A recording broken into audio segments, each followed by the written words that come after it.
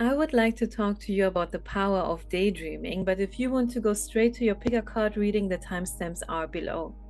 To everyone else, hello, my name is Lola, and as I said, we will talk about daydreaming now, because in my last video, I had an hour-long story time in the beginning. I kept calling it the intro, but after an hour or after 10 minutes, it just doesn't count as an intro anymore. I told you a story of mine that just happened recently in hopes that you would find comfort or help or advice in what happened to me. And the same thing is what I will do now for the topic of daydreaming. Because if we are doing it right, it is one of the most powerful tools that we can use for manifestation. Be sure that this video is not about me giving you 5 steps how to daydream. I just don't know how to do that. So, just like the last time, I will tell you from my mistakes, and I hope that you will learn from them. So, this is actually so after this part of the video, you will listen to your future spouse and who your future spouse actually is. And in order to manifest your future spouse, in order to call them in order to create the perfect future spouse for yourself, you can daydream about them. Of course, you can also use any other manifestation tool that exists. But today we talk about daydreaming. Now, here's the thing. I didn't want to do another future spouse. Sorry. This is the first one. I didn't want to do a future spouse reading now. I actually wanted to do another video first and after that the future spouse reading. But just today, I listened to an older future spouse reading, like from a year or 2 years ago from another reader. And then I thought, you know what? I really depend on these videos, kinda. Depending on something is actually a strong word, but I do. And this is very strange because I am such a, how should I say, professional daydreamer. No, I don't get paid, but I do it so much that I even got the diagnosis of maladaptive daydreaming. Yeah, it's an official diagnosis. So, yeah, I got that. And I don't think that it's actually a negative thing. I know that it can be negative. I know that it can go to places where we cannot really get out of it anymore. Luckily, that is not the case for me, but let's say it this way. Luckily, it is not the case for me anymore. There was a time where I really did this like 24/7. Now I don't do this anymore. And I'm very conscious about it now. And this is also a recommendation I have for you. Recommendation. Let's call it advice. Something very important that you should really apply now, because only recently I listened to a reading, another reading, not the future spouse reading that I just talked about. By the way, guys, I don't have a script for these videos. Honestly, I don't. I really don't, which is actually a mistake because maybe I have to start all over again with this video. But I have ADHD brain. I wouldn't follow the script anyway. So I just have to talk and see if it makes sense. Okay. So I like a week ago or 2 weeks ago, I was listening to a reading and it was a weekly prediction reading. And in that reading, she said that if a tarot reader would do a reading on you now, like let's say, like it, just for example, your future spouse listens to a YouTube reading about you, the reader would actually describe you in a wrong way, or maybe they would give wrong examples or saying that at the moment she's going through this or that, which is actually not true. Why? Because you have been so, I don't remember the exact wording, so I have to word it somehow. You have been so serious in your daydreaming world that it's like a part of you is really there. A part of you is really there in that story, experiencing that life. And this is why a reader would pick that inner energy up and describe you in a wrong way. And this can actually be something that could really, really help us, but this can also be something that could really, really damage us, because this is not just about a YouTube reading. it's not just about that. The YouTube reader, I mean, it doesn't have to be a YouTube reader, but we are here on YouTube and we are listening to tarot card readings. This is why I call it this way. But the reader would describe us in that way because our energy is actually there. So part of us is actually there. And if the story that you have in your mind that you created, or the stories, because there's a high chance that you actually created multiple. If that's a story that you actually don't want for yourself, but that you created for yourself because maybe it's exciting, maybe it's interesting, maybe, and this is something that I learned about myself, it's a way for you to solve a problem that goes very, very deep. So it's not an obvious problem, like, I don't know, cleaning your room, but it's something that actually goes very, very deep, and you use daydreaming to heal yourself. Then you might have created a story where you in reality wouldn't want to be, or a place where you wouldn't want to go, because in that story you push that character. I call it a character now, it would be you, but in that story you push the character through all of these stages and all of these obstacles in order to find answers and in order to solve a problem, in order to heal, basically. As I'm talking, this actually reminds me of the butterfly effect, the movie The Butterfly Effect. And it doesn't remind me of that. I actually saw a picture as I said my last sentence in my mind. And this is how I also channel. It's a way for me to channel. Sometimes those pictures come from myself. Like as I'm talking, I realize, wait a second, I kind of explained the plot of a movie. And sometimes it's really a message sent by spirit guides, but we are not in the reading part yet. But still, of course, the spirit guides, my own spirit guides, can send me messages. If you haven't seen the movie Butterfly Effect, I will explain it to you a little bit, but I hate spoilers so much that of course I will not spoil the movie, but I will explain it to you a little bit. There are actually 3 parts to that movie, and I think the how should I say, like, the story is more or less the same, like the way that they go about things is more or less the same.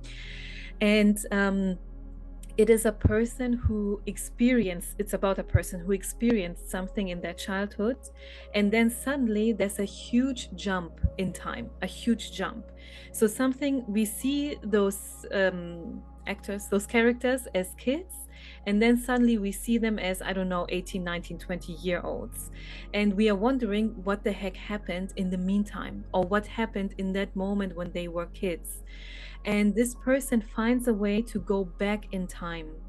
And every time he goes back in time, he changes something about his story. But of course, that also has consequences in the now time, So I don't know if this is something that helps you, but I thought of this when I was just talking about daydreaming. As I said, I don't have a script. I did not plan on talking about the butterfly effect, but okay, let's keep moving. So this can actually be something very, very powerful when you actually bring yourself to a dream world. But still, you have to be careful. You have to be very careful. Entering those dream worlds is actually something that happens during meditation. If you do a guided meditation, one of those where they tell you, I don't know, imagine a beautiful forest and you are walking through the trees or something like that. And you do this so often that it becomes part of you. It becomes part of you in your head. And I want to make sure that you understand that this is something that can really help us a lot, a lot, a lot. So it's not like this video or this intro, I don't know how long I'm going to talk again. It's not like this is going to tell you not to do this anymore. No, but you have to cut the cord to these things. So every time the meditation is over or the daydreaming is over, you have to cut yourself from that story some way, somehow. This is also something that readers should do. So if you are a reader on YouTube, or if you're just doing it for fun and you do it for other people, find a way to cut yourself from that story as soon as that reading is over. And setting the intention alone can be very powerful. It can be very, very powerful, but you can also use some tools such as saging, for example. or lighting a candle and then blowing it out, of course, with the intention to finish the reading at this point. You don't want to go on with the reading anymore. You want the spirit guides of the other person to leave. You don't want to have their messages anymore. Because for me, this was actually a problem in the past, years ago, because I didn't do that. So for days, I kept receiving messages about people who I wouldn't even see anymore again, or at least not so often, because I wasn't reading for my friends, I was reading for strangers. And once they're gone, like literally gone out of my life, I also want them to be energetically gone, because what should I do with those messages? I cannot contact them anymore. So what should I do with those messages? I don't want them. Like, I don't want to be bothered by them. And if you're thinking, but come on, Lola, you're a reader, but what about your doctor, for example? Your doctor doesn't want to keep receiving diagnosis about you without being able to talk to you about this. You know what I mean? I hope it makes sense. I don't know, but well, it's okay. So anyway, especially right now, I don't know when you will watch this video, if anyone is even watching. This is something I kept saying in my last video because it has been so long for me to upload, but whatever, I just make the video and I make my jokes in between, and whoever's watching this is watching this. So whenever you're watching this right now, for me, this is eclipse season. So if you are watching this sometime after October, it will not be eclipse season for you anymore.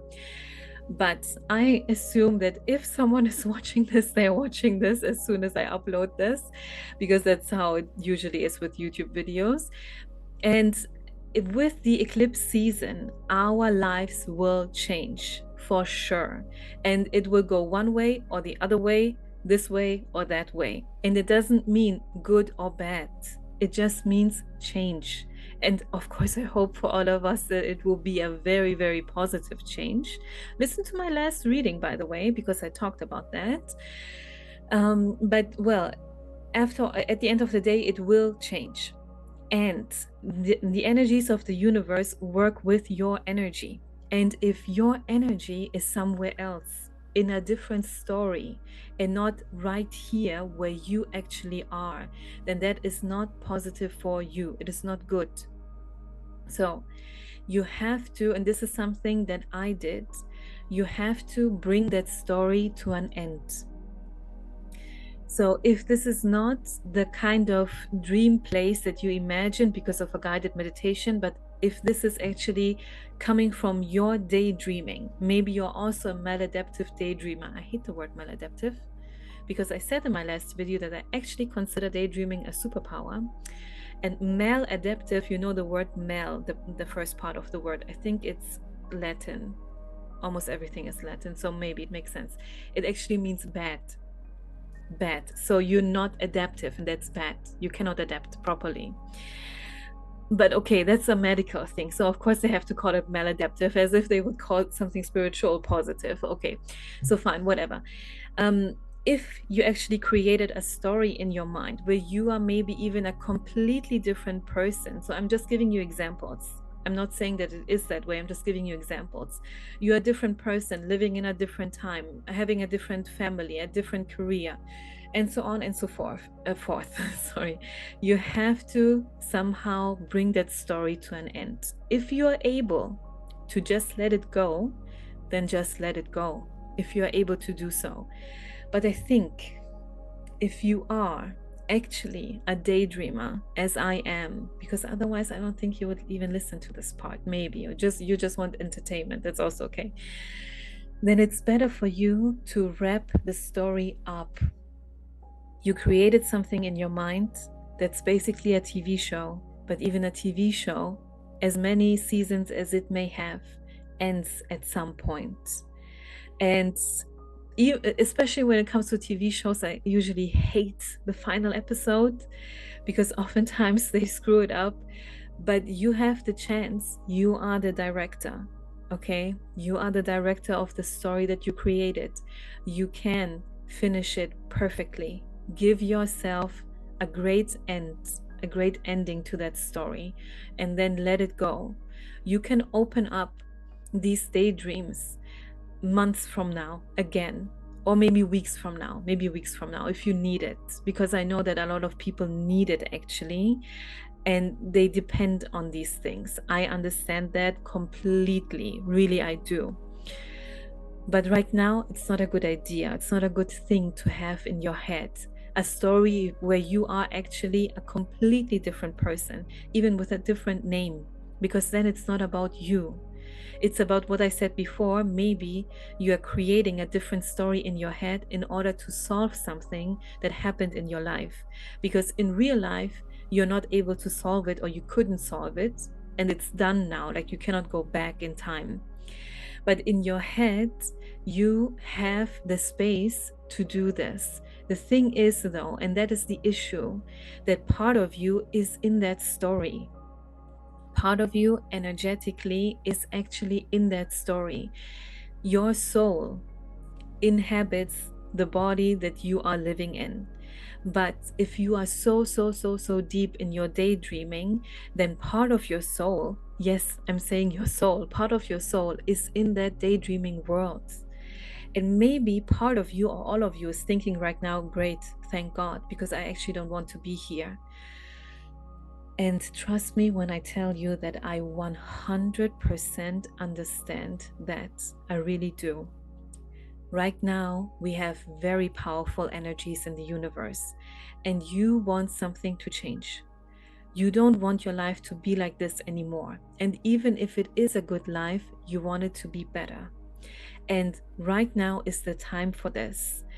But if you are not where you are supposed to be, which is grounded in your body, then that will be very difficult for you, for the universe, for the eclipse. Because all of these energies, as I said before, they work with your energy, and your energy cannot be all over the place. You can have every feeling that you feel, okay? I'm not telling you to be a robot and pretend to be perfectly fine. I'm just saying that if part of you is stuck in a different story, it will stay there. And that is a problem, because your actual life takes place in this body, in this brain that you have. And the changes that you want can happen now if you allow the universe to do this for you. But you have to work with the universe. As powerful as the universe is, they are also limited in what they are allowed to do. And you don't allow them to do the work if part of you exists in a different, I wanted to say a different dimension, but that is simply not correct. The terminology wouldn't be correct. If you just exist in a different story that you created yourself. Okay, so right now it is very important. What you do later on, that's a story for later on. That's a conversation for later on. But right now, that is very important to come back to yourself. And as I said, find a way to wrap that story up. Find a way to wrap that story up. It's better than to just be like, okay, bye. And pretending like as if we're talking about a TV show, pretending that the network just doesn't want to pay for it anymore. And this is why it was taken off of that program, or Netflix or Amazon Prime or whatever. They just don't continue the show anymore. You know exactly as a fan how much that sucks when your favorite show just suddenly disappears. Don't do that. Don't do that. Wrap the story up as soon as you can. As soon as you can. Now, as I said, wait a second, I have to check if I'm still recording. Otherwise, I would be very pissed. Okay, because I will not say all of this again. As I told you, I'm not writing a script, so all of this came out spontaneously. So I was talking about the kind of daydreaming where you are even a different kind of person. Maybe you even look different. You have a different name. Your entire upbringing was different. Maybe you have a different gender even. Okay, so all of these things. Maybe you are a fantasy creature. Maybe you're not even human. When that is the case, wrap the story up. If that is not the case, if you use daydreaming as a manifestation tool and you are actually yourself, but the version of you that you want to manifest, then don't stop that. Then don't stop that. Well, I really hope that people who listened to this part of the video did not stop before I got to this part. But well, the message is for whoever it is. And if you are listening to this right now, then the message is for you. You can use daydreaming for manifestation, and that is indeed very powerful. And I don't know how many minutes ago I said that I kind of depend on these future spouse readings, because just today I was listening to one from a year or 2 years ago. I don't know how old it is, but it is an older video, and I listened to it multiple times so far, actually. And it's like my soul needs this. You know why? Because, and this is so weird, like it makes no sense. I was talking to a friend of mine, and I think she's watching this right now. Hello. I was talking to a friend of mine about this, and I said that I am not able to daydream about my future spouse. I can't. And she said to me, if anyone is able to do this, it should be you, because I'm the kind of person who actually creates these stories in her mind. And I cannot daydream about my future spouse. And once I start, if I do, like if I really tell myself, okay, Lola, now create a story in your head in order to call your future spouse in, or in order to tell the universe what kind of idea you have of your future spouse, in order to actually manifest that kind of person. If I do that, or if I did that, the story would go to a bad direction very fast, very fast. And that has something to do with all of my childhood trauma, which I will not go into detail now because this is not the video for this, but it has to do with that. And this is also why I said before, you probably create those daydreams in order to solve an issue that you cannot solve in real life, quote unquote, real life. So for me, it's actually hard to really daydream about my future spouse. But what works for me is to listen to tarot card readings about my future spouse. Of course, they have to be accurate. I mean, the thing is, it's about your future spouse. So you don't really know who they are, what they do, how you will meet. So there's always this thing where you have to leave room for trust, and you also have to left room. Did I say left room? Sorry. You have to leave room for trust that these things will actually unfold this way, but you also have to leave room for change. And this is another thing that I also didn't plan to talk about, but see, it's actually a good thing that I didn't write the script. Otherwise I would be too stuck on what I write on paper. So another thing is that if I go back to past readings about the future spouse, and I actually did this before. Okay. Let's talk about the example instead of me talking about it in general. I think the example is way more interesting. So there is a reading by a reader, and I don't make secrets about who I listen to. I know that other people do, and I'm always like, just tell me who you listen to, just say it. Or when they are sponsored by Keen, for example. If you don't know what Keen is, whatever, okay, just Google it. I'm not sponsored, but this is, you can call them and then you can receive a tarot card reading. And when they talk about Keen, when they have a sponsorship, they always say, oh, I called this one person multiple times and it was always accurate. Why don't you say who it is? Like, I don't understand. Okay, anyway. First, the one who I listened to like 1 or 2 weeks ago was Alyona Angelica. I hope I say her name correctly. Alyona, I think that's how you say the first name. And the future spouse reading from 1 or 2 years ago that I was just talking about was by Sun Love Stars. And the one that I'm talking about now was from Anita Serene, whose name was Stargirl. She was known as Stargirl for such a long time, and now I even forget. But see, this is actually how well it works when you change your name. People get used to it very fast. Okay, anyway, so Stargirl, Anita Serene, she uploaded a future spouse reading 4 years ago. It was 4 years ago. And I remember it perfectly. That reading actually had 5 groups, and she hardly ever does 5 groups. The reading had 5 groups, and I never felt attracted to any group, but I just forced myself to listen to this or listen to that, because I was like, oh, maybe I feel attracted to group number 3, maybe I feel attracted to group number 1, maybe. And then I listened to it, and it was like, no, it makes zero sense, like 0 sense. And then I think a year ago or so, I listened to that reading again. And for the very first time, I actually felt attracted to one of those groups for the first time. And this is a video from 4 years ago. And what does this tell us? This tells us that we change. And as we change, predictions for far in the future, something that happens far in the future, like not next month, but far in the future, like years from now, can also change. The idea that you had about your future spouse can also change. I mean, we listen to these future spouse readings in hopes that this person comes into our lives soon, and in hopes that we actually like the kind of person that is being described. But maybe it doesn't happen this way. And maybe it takes years. And in those years, you change.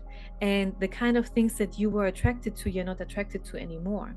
And if I listened to that one group 4 years ago, it would be like, like, I don't know. Maybe this is my person, but maybe not. Maybe I would have to compromise to be with that kind of person. But now, listening to this video now, I'm like, yes, this is him. It sounds like my future spouse. And see, this is how much I changed over the years. So now let's go back. Finally, let's go back to that one reading I wanted to talk about. I actually didn't even want to talk about it in detail, but okay, but this is the reason why I felt inspired to do this video today, because as I said in whatever minute during this explanation, I said that I didn't plan to do a future spouse reading yet. I wanted to actually do another reading first and then do a future spouse reading.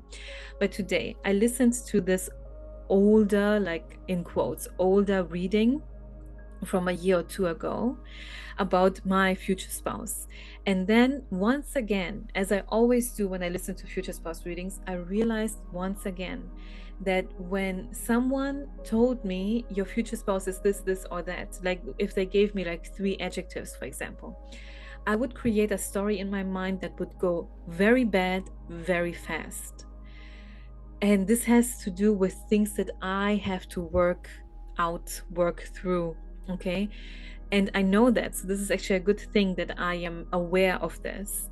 So I need those future spouse readings in order to manifest that person into my life. As I'm listening to those readings, because I am very vivid with my thoughts. I mean, of course, if I'm a daydreamer, then I also have vivid thoughts. So I see things in my head like a movie. And as she is explaining, I can see it in my head. And I have to say that I do like her description a lot. And this also helps calling in your future spouse.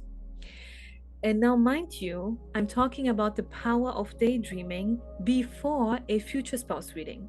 I could put this intro, in quotes, intro, actually in front of any kind of reading, a career reading, or soon it will be October, an October reading, or whatever kind of reading. I could do that, but I purposefully chose the future spouse reading. And this is like a part 2 to the story I told in my last video, and not actually the video, but more like the advice that I gave you with that story. And I was talking about escaping the matrix, or the false matrix, as sorry, when I want to say like 5 words at the same time. It's the false matrix, as a lot of spiritual people on YouTube call it. And I was talking about vibrations, raising your vibration. And the matrix actually forces you to be on a low vibration, because this is how the matrix is being fed. They need you on a low vibration in order for you to stay in the matrix. So what we do in order to manifest is to raise our vibration. And a very powerful way for us to raise our vibration is love. Because love is one of the highest vibrations that exist. I used to think, and I'm pretty sure that I said it in a video from months ago, because I haven't uploaded in months. My last video was from a few days ago, or maybe a week ago. Depends on when I upload this. I still have to do the cuts and everything. So like a week ago, but before that, my videos were from months ago. And I'm pretty sure that I talked about something, and I said that the highest vibration is love. What scientists found out is that the highest vibration, my ears ringing, and it usually doesn't ring, or it's very rare for my ear to ring. This is a way to channel clairaudience. If your ear is ringing, sometimes when you have like an idea like that, it is confirmation by your spirit guides. Okay, thank you, spirit guides. What was I saying, spirit guides? Thank you for interrupting me. Oh, yeah, okay. So, scientists found out that the highest vibration is actually living in authenticity. Okay, so that's the highest, authenticity. And below that is love. And I don't even want to say below because it has the word low. And that once again shows us how important words are, and the power of words. But well, let me phrase it differently. One of the highest vibrations, I like to phrase it that way. It's much better to say high.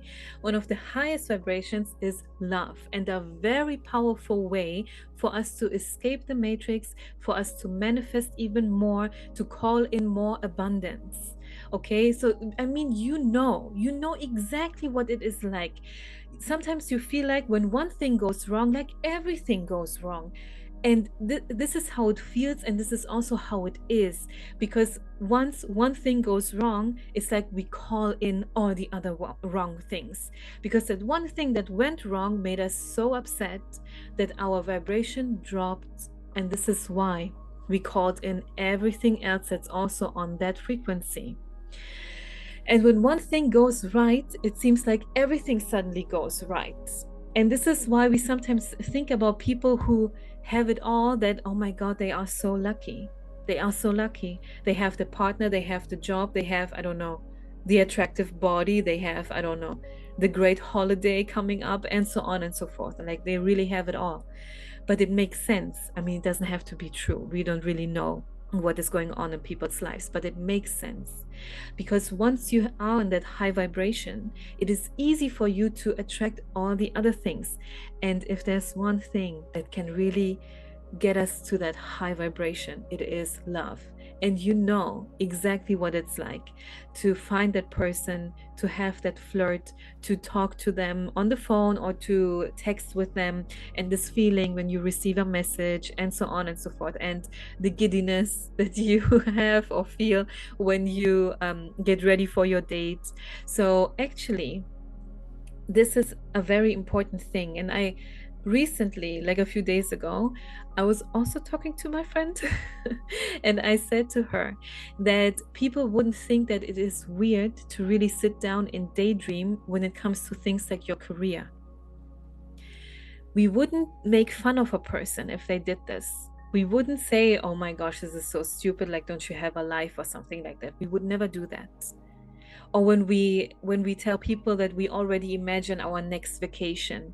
Oh my God, I cannot wait to go skiing in Switzerland. I cannot wait to lay on the beach in, I don't know, Bali or whatever. And you can really see the pictures in your head, or you can feel it. Like you can feel the excitement when you go skiing. I think it's exciting. I don't know, because I don't ski, but I guess it's exciting. Or you can feel the sand on your feet when you talk about going on vacation on the beach. And nobody thinks that that's weird. People would be like, oh my God, have fun, relax. I hope to see you again soon, send some pictures. But when you say something like, I deliberately sit down now and daydream about my future spouse, then that's something that we people would call weird and would make fun of. But that's actually utter BS. And I don't have the ego for those kinds of things, to be bothered by opinions of other people. Okay, of course, I don't go out and tell everybody and their mother that this is what I do.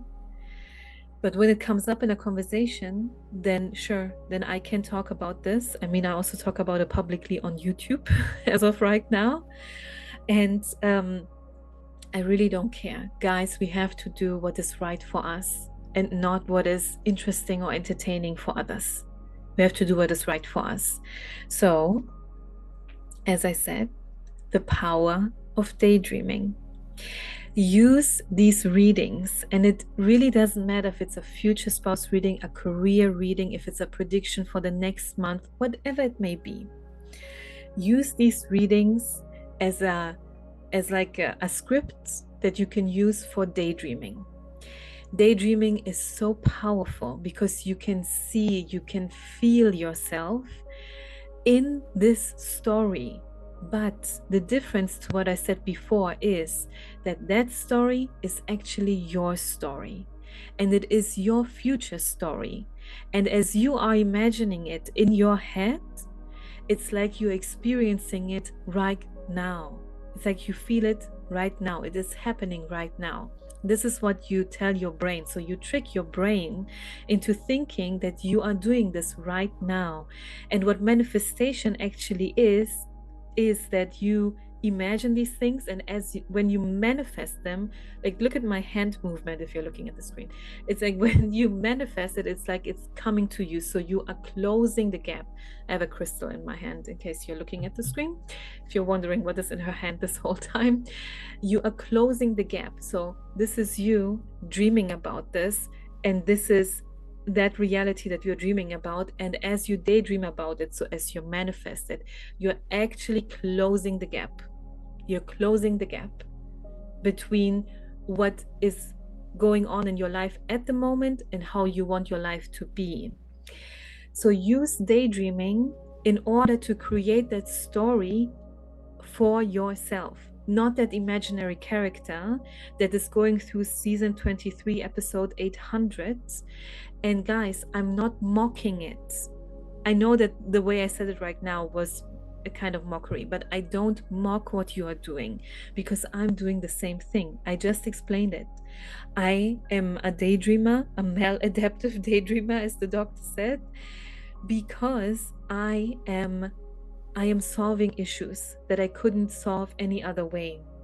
And I think this is also the reason why I have such a hard time to daydream about my future spouse, because I don't consider that an issue.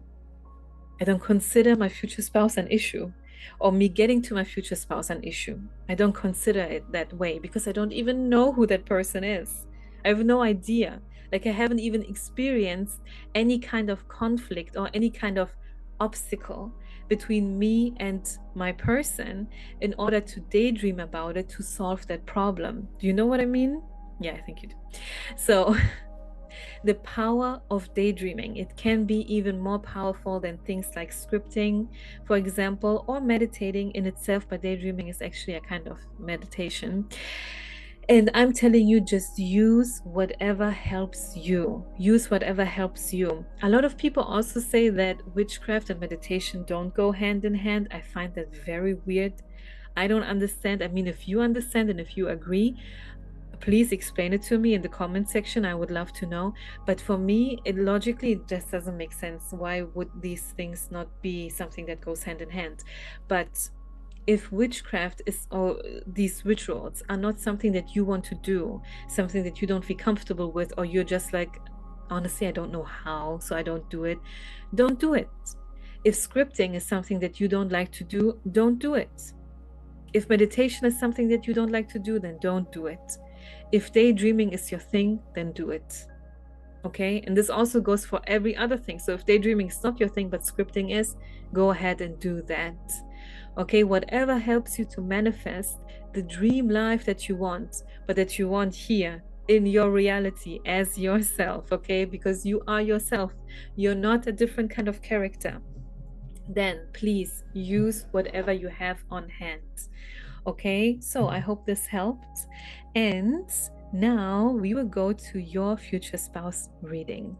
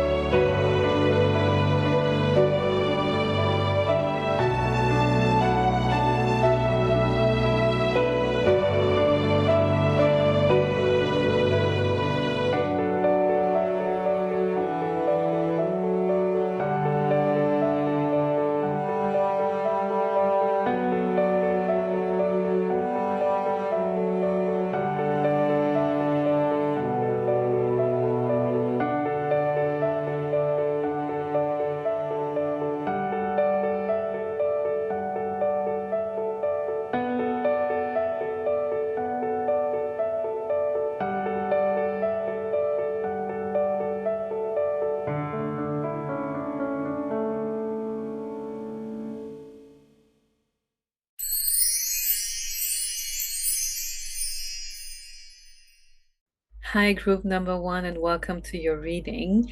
We are going to find out who your future spouse really is, and this is your significator card. So you chose the card of the Ram, and the Ram stands for perseverance. And looking at all the cards I have for your future spouse, I can already tell this is a very strong person. A very strong person.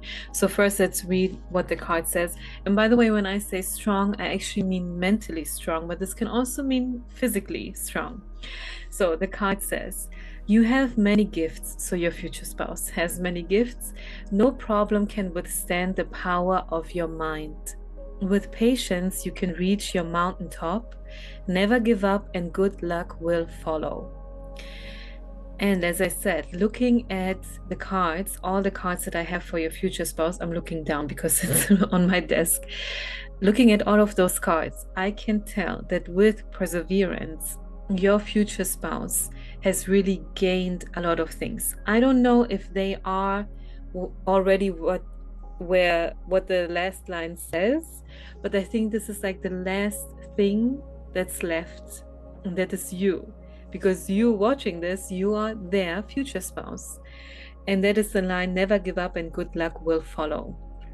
But they could already be in the state of good luck. But okay, let's start from the beginning. So your future spouse is represented by the Ram, but I also have a lot of cards talking about their personality, okay, and their character traits. And first, I felt so drawn to use these cards today, and I never use them. I feel like I say this in every reading that I do, that I use cards that I usually never use. But I don't think that that's a coincidence, because I use cards for the people watching this on YouTube. And when I do readings for myself or for close friends, for example, then I don't use these cards because I don't need them. But your spirit guides told me to use these. So this is about the shapeshifters. Okay, so these oracle cards are called the shapeshifters. And this also tells us something about your future spouse, that they are not who they were when they were children. You know, some people have it not so difficult in life, so they don't change much. But some people are forced to change a lot, and that is the case for your future spouse. But I see very good things, a difficult middle part of their life, but now things are very well. Okay, so don't be afraid. Okay, your future spouse has a lot of friends. You will be introduced to a lot of friends, okay? Because we have here the hedgehog love, and it says positive, uplifting new friends. So with your future spouse, there will also come a new friend group, or maybe it's one best friend or something like that. But you will not just meet your future spouse and be close to your future spouse. You will also be close to their friends. That's for sure. And looking at the other cards, we will get to them in a moment. It would make a lot of sense that their friends are very important to them, because maybe they had it difficult with their family. That depends. We will talk about it, why it depends, if it was their family or somebody else. But as of right now, I can tell that their friends are very important to them. And this is also something that I saw on this card, because here you can only see one person with a dog. And as we say, the dog is a man's best friend. So for sure they have a best friend, like definitely. And you will be close to them as well. I mean, as close as it would make sense in that constellation. And this card says, I will show you whom to trust. And for sure they will. Group number one, you can trust the people reading skills of your future spouse because they have been through some stuff. So they are not naive when it comes to other people. They can see through them. So when your future spouse tells you something like, I don't trust your friend, or I don't think your coworker is a good person, or maybe you shouldn't go there because of and they are yeah, you know what I mean? Because they see this. And a lot of people would say, no, this is something controlling, they just don't want me to have this certain friend or whatever. But this card tells me, and the other cards as well, it's not just this one card, this card tells me that your future spouse knows what's up. So they can really feel that something is off with a certain person. You can trust them when it comes to their people reading skills. And then something very good to know is this card right here. It's the mermaid of immersion, and it says complete commitment. And I have multiple tarot cards. One of them we will talk about in the end, because I have them for the end of this reading, but I can actually spoil the message right now. It's like the last puzzle piece that is missing for your future spouse is you, group number one. So it is love that they want, and they will be committed to you completely. There's no wishy-washy thing. There's no thing of I don't know what we are. What are we? Should I ask? Should I not ask? Or should I have a debate with my group chat with all of my friends and let them figure out what we are? No. Your future spouse is going to make it very clear. I'm not saying that they will make it clear on the first date. That's not what I'm saying. But I'm telling you that there will not be any question marks. When the time comes, they will make sure you are their person and nobody else. Okay? And they will be committed fully in this relationship. So they don't need any more growing when it comes to love and relationships, because they know what they want. They had to play the game of life, so they know what they need. And once they meet you, that they will know for sure, and you will also know. You will both know. So there will not be any question marks. So I asked your spirit guides for some more character traits, and I want to get to these so we can then go to the tarot cards, so I can explain to you a little bit what your future spouse has been through. Okay, wait, they were actually the other way around, so this one came first. We have the sheep and blackberry with devotion. I will just go through the character traits, not big explanations, and of course we will talk about the character traits a bit. So we have devotion, and it makes sense with the last card I talked about, with complete commitment. They will be so devoted to you, to your relationship, to the family that you might create, but they are also very devoted to the things that they created for their life that they have right now. So like their career, for example, or their friends, their group of friends. So this is a devoted person. This is not someone who is not safe and secure in their community, but they are safe and secure in their community. Okay, so this is what I'm trying to say. So they know where they belong, and they are also like, it's not like where they belong, it's more like they make sure other people know that they belong to them. Okay, so they will also make that sure to their friends, like, you belong to me, you're my friend, you're my sister, my brother, whatever it may be. Okay, so this is a very devoted person. And as I said before, they are a very strong person. We have here the elk and ash with strength. When I looked at all the other oracle cards and all the other tarot cards, I thought this is a very strong person. And when I looked at this oracle card with the card strength, this was the first time when I thought, okay, this is a physically strong person. You are most likely a woman watching this, because I know that women are more drawn to tarot card reading. So if you want a strong man, so like physically strong man, then this is for sure a strong man. But the same goes for a woman. Okay, I mean, of course, women can also train their muscles and whatnot. This is definitely a strong person, I can tell you that for sure. Then we have introspection. Your person has been through probably more than one shadow period, for sure, of more than one dark night of the soul. One big one, definitely, because I see it in the cards, definitely. And that brings us to introspection. I also have, oh sorry, I scratched the microphone.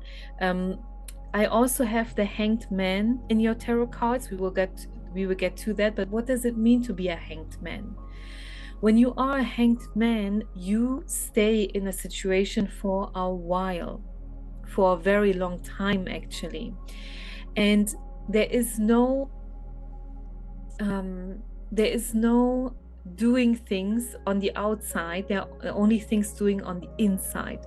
So that's the introspection card. So your person is a very developed person, okay? So emotionally very developed person.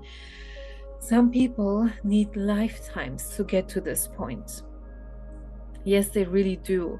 You know how we sometimes say that some older men are still like little boys because they never did that work, but your future spouse for sure did. Okay, and I'm saying spouse because it doesn't matter if it's a man or a woman, but I keep thinking of men because it's most likely that you are a woman watching this, and it's very likely that you're looking for a man, but that doesn't matter. Just adjust it to your situation. Then we have the wisdom card, and I don't doubt this at all. I don't doubt this at all. What is wisdom actually? Wisdom is not intelligence. It's not intelligence, and we could just say intelligence, and we don't need another word for the same thing. Wisdom means that your person is very, very experienced, but they are no longer affected the way they were affected at the time by their emotions. Because if you leave out the emotional part of experience and you are left with the knowledge that you gained through that experience, and if you are then able to apply that to your life and maybe also guide other people with that, then that is wisdom. Okay, that is wisdom. So your partner has been hurt in life. They definitely have been hurt by other people, but they are not resentful when it comes to other people. It's actually the opposite. Actually, the opposite is the case. And you can see that, for example, in the friendship card that we already talked about. In fact, for your future spouse, it's more like they are very selective with the people who they call their friends, their family, their tribe, or whatever word they like to use. But when someone belongs to them, they are 100% loyal. 100%. The true meaning of loyalty. Because if there's something that bothers me, man, if there's something that's important to me, it's loyalty. But if there's something that bothers me, it's how these alpha bro podcasts or all these relationship podcasts took the word loyalty and use it as a synonym for faithfulness. Well, of course, your partner is also faithful because we already had the card of commitment. But still, loyalty and faithful are not the same. They're not the same. We hope to have all of that in one person, of course, but they are different character traits. They are different things. Your partner is very loyal. Like when you belong to them, you belong to them. And there's no question about it. And they will share everything that they have with you, as they share everything that they have with their friends, for example. So when they win, it's like everybody wins. When they get a raise at their job, then they will make sure that their friends can come to them if they ever need financial support, for example. Or maybe they have a lot of experience. I have to change my sitting position. I'm pretty sure that future spouse video, sorry, attracts more people than my last video. And in my last video, I said that I will not cut these parts out, okay? I just leave them in because I'm just sitting here and talking to you just like you are sitting and listening to this. And if I move around, I move around, okay? Just let me move around. Okay, what did I want to say? Oh, yeah. So maybe they also went through a lot of things, hoops, obstacles when it comes to their career, for example. And when a friend needs help or advice or whatever it may be, then they will help them for sure. They don't gatekeep their knowledge or their wisdom, as this card says. Okay. And then we have graceful persistence, the hawk with graceful persistence. And this is really how I see your future spouse, by the way. And it goes hand in hand with the ram card, with the perseverance card. Yeah, we have perseverance here and we have persistence here. Because your future spouse did not give up when things happened to them. They actually rose, is rose the correct form? Rose above all of these issues and all of those people who were trying to hold them back as well, or trying to tear them down as well. And that is what the hawk is. The hawk is a bird that can fly very, very high, higher than other birds. Okay, so your future spouse is on a very high level. To be honest with you, I don't know exactly if we are talking about finances, but it would make sense. It will make sense if we talk about finances. They are on a very high level when it comes to people reading skills, as I said before, emotional intelligence. They are very wise, very experienced. And therefore, logically, it would make sense that they also have it in the bank, okay? And then lastly, we have the card of preparation. And once again, looking at your other cards, this actually makes sense that your future spouse is preparing already for what's to come, and what's to come is your relationship. So the relationship that they have with you, because if they are your future spouse, then this is not a boyfriend girlfriend situation. This is actually very serious. You're going to be married to this person, and you're probably going to create a family. I mean, you don't have to, but it's very likely to have children or to have pets, to have your own house at some point, and so on and so forth. Everything that has to do with a marriage, with a family that is being created. A family is created either way, because your family will be connected to their family. So some way, somehow, there will be a family created, and they are preparing for this already. They are preparing for this already. So good to know, because then you know that you are dealing with an adult, with a mature person who knows what they want. Okay, and now let's get into the part where we find out about your future spouse's past and what actually happened that turned them into this person. I have two more of these shapeshifter cards. And actually, when I shuffled these cards, you can see that they are quite big. They're pretty big. So they are not the easiest to shuffle. And when I started shuffling these cards, all of them fell on the ground at the same time. So all the cards, not just one card that came out, but all of them suddenly fell down. And these were the two cards that I noticed right away. I saw multiple cards when all of them fell down, but these two I noticed right away. And right away, I said that a big change happened in the life of your future spouse. You can see it in the cards. Sorry, I scratched the microphone again. So you can see it. This card is white. This card is dark blue, or is it black? It's dark blue. So it's a one with a very light color and one with a very dark color. And it was this way around, this way around. I don't know exactly how the camera will show, but the white card was first, and then came the dark card. Okay, so this is when I knew a big change happened in the life of your future spouse. But I took all the cards back and shuffled them again, and these two cards came out again. They came out again. So this was for sure confirmation that these cards were meant to be. They were part of your reading. So let's see what they say. A twist in the tale. The unexpected, a change you did not see coming. Exactly, because everything seemed to be fine and all right. Or maybe things were not perfect yet, but your future spouse thought they are on track, at least. They are on track for things to turn out very good. And then the twist happened, and we have the deep, dark sea mermaid. And it says, find solutions in the unknown places in the darkness. This is what I said before. Your future spouse had many dark nights of the soul, or at least one that was very serious. And this deep, dark sea mermaid reminds me of the moon card. And didn't we have, now I just noticed, didn't we have the introspection card before? I mean, before I started recording, I already knew that there was a connection, but I didn't think of the direct connection. So we had this introspection card.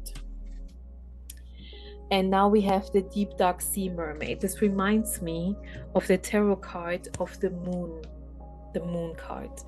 And in the Light Seers tarot, by the way, the moon card is a woman under the sea or in the sea, or how should I say, like she's in the water. So it's dark and the moon is above her. And this is your future spouse. So this is what happened to them.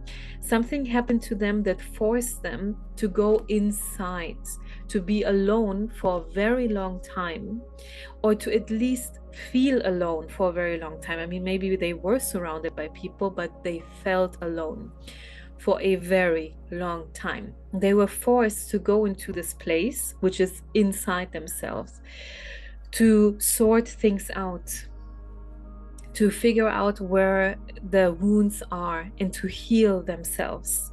They probably even had an ego death. People usually have multiple ego deaths. This is a misconception that a lot of people have. They think we only have one dark night of the soul, or only one spiritual awakening, or only one ego death. No, it's not like that. Especially for a person who's so highly developed like your person, they probably had multiple ego deaths. So they thought with this card that they were on track. Like, let's say, for example, they came out of school, they went straight to university, they met a person they were in a relationship with, and they thought, okay, I'm going to marry that person, I'm going to have this career, and so on and so forth. So this is what I mean when I say at least they thought they were on track, and then reality hit them, as it usually does. Or the universe hit them, because that's what the universe really loves to do. And then this happened, where they really had to go deep, deep, deep inside themselves for a very long time. So now let's look at the tarot cards that I have. The first card that came out right away was the Wheel of Fortune. So whatever happened in the life of your future spouse was meant to happen. There was nothing that they could do about this. There was nothing that they could do about this. This was like basically written. It was written before his life even started. It had to happen this way. Your future spouse is actually meant to have a very easy life with a 9 of Cups. They are meant to have this, but the universe, or let's say, if we see it the way that I just said, that it was written before they came here, it was probably themselves. Now, this depends on how deep your spiritual beliefs go, but mine go very deep. So what I mean by this is that this is the contract that their higher self signed before they themselves came as a human being in this lifetime to experience human life. Once again, I know that the future spouse readings attract more people than other readings, so maybe there's somebody here who has never been here before. Oh, by the way, hello, my name is Lola. Good morning, Lola. You could have said it in the beginning. Anyway, so I don't know how deep your spiritual beliefs go, but as I said, mine go very deep. Maybe yours don't. That's okay. That's fine.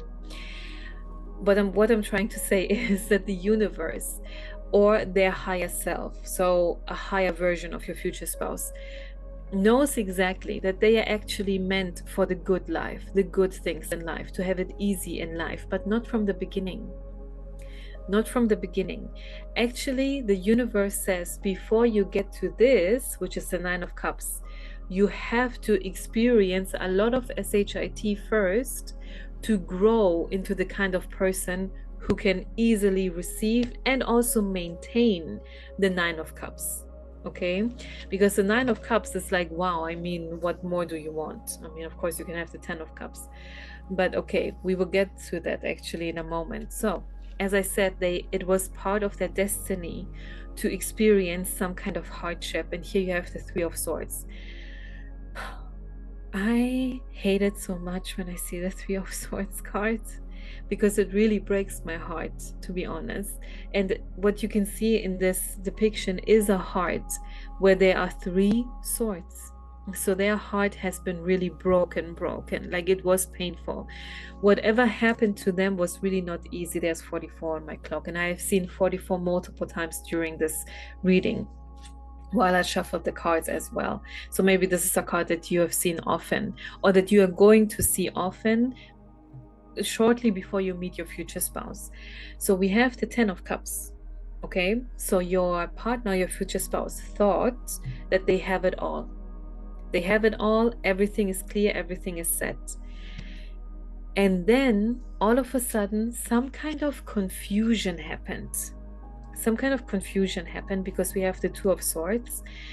And it's like it was more or less sudden. But actually, looking at more cards to come, it was actually not sudden. It was just something that your future spouse didn't want to see.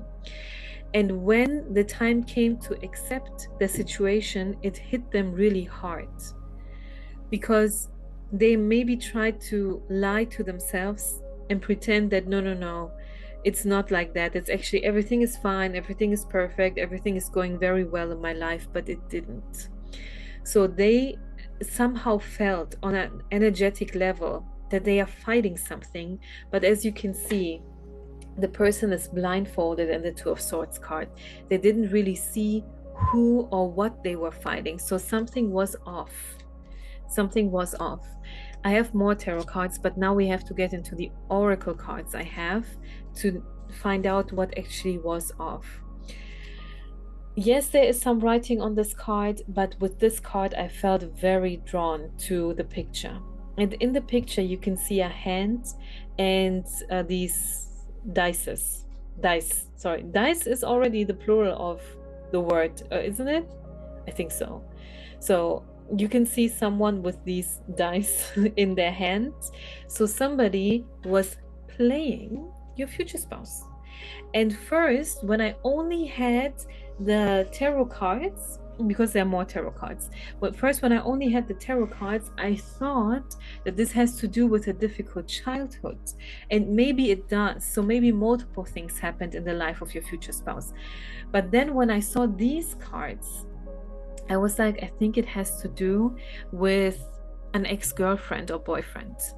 I think it has to do with something like that. But look, even if no people are watching this video, because I'm not big on YouTube, I'm actually a very small YouTuber, it doesn't matter. Your spirit guides are here anyway.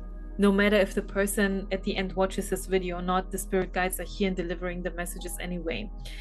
And this message is for more than just one person. So all of your future spouses did not experience the exact same thing. Okay, but for sure, one thing is for sure, that something did happen in their life, like definitely. Because we have these cards came out together. We have the card of beauty and the card of bluff. So somebody bamboozled your future spouse and pretended to be someone who they are not. And this is why I think that it has to do with an ex-partner. It makes sense, but once again, it can also be a family member who bamboozled everyone else. Because if you experience something like this with your family, then you know exactly what I mean. They usually make it seem like the family life, the home life is perfect, picture perfect, but the children know.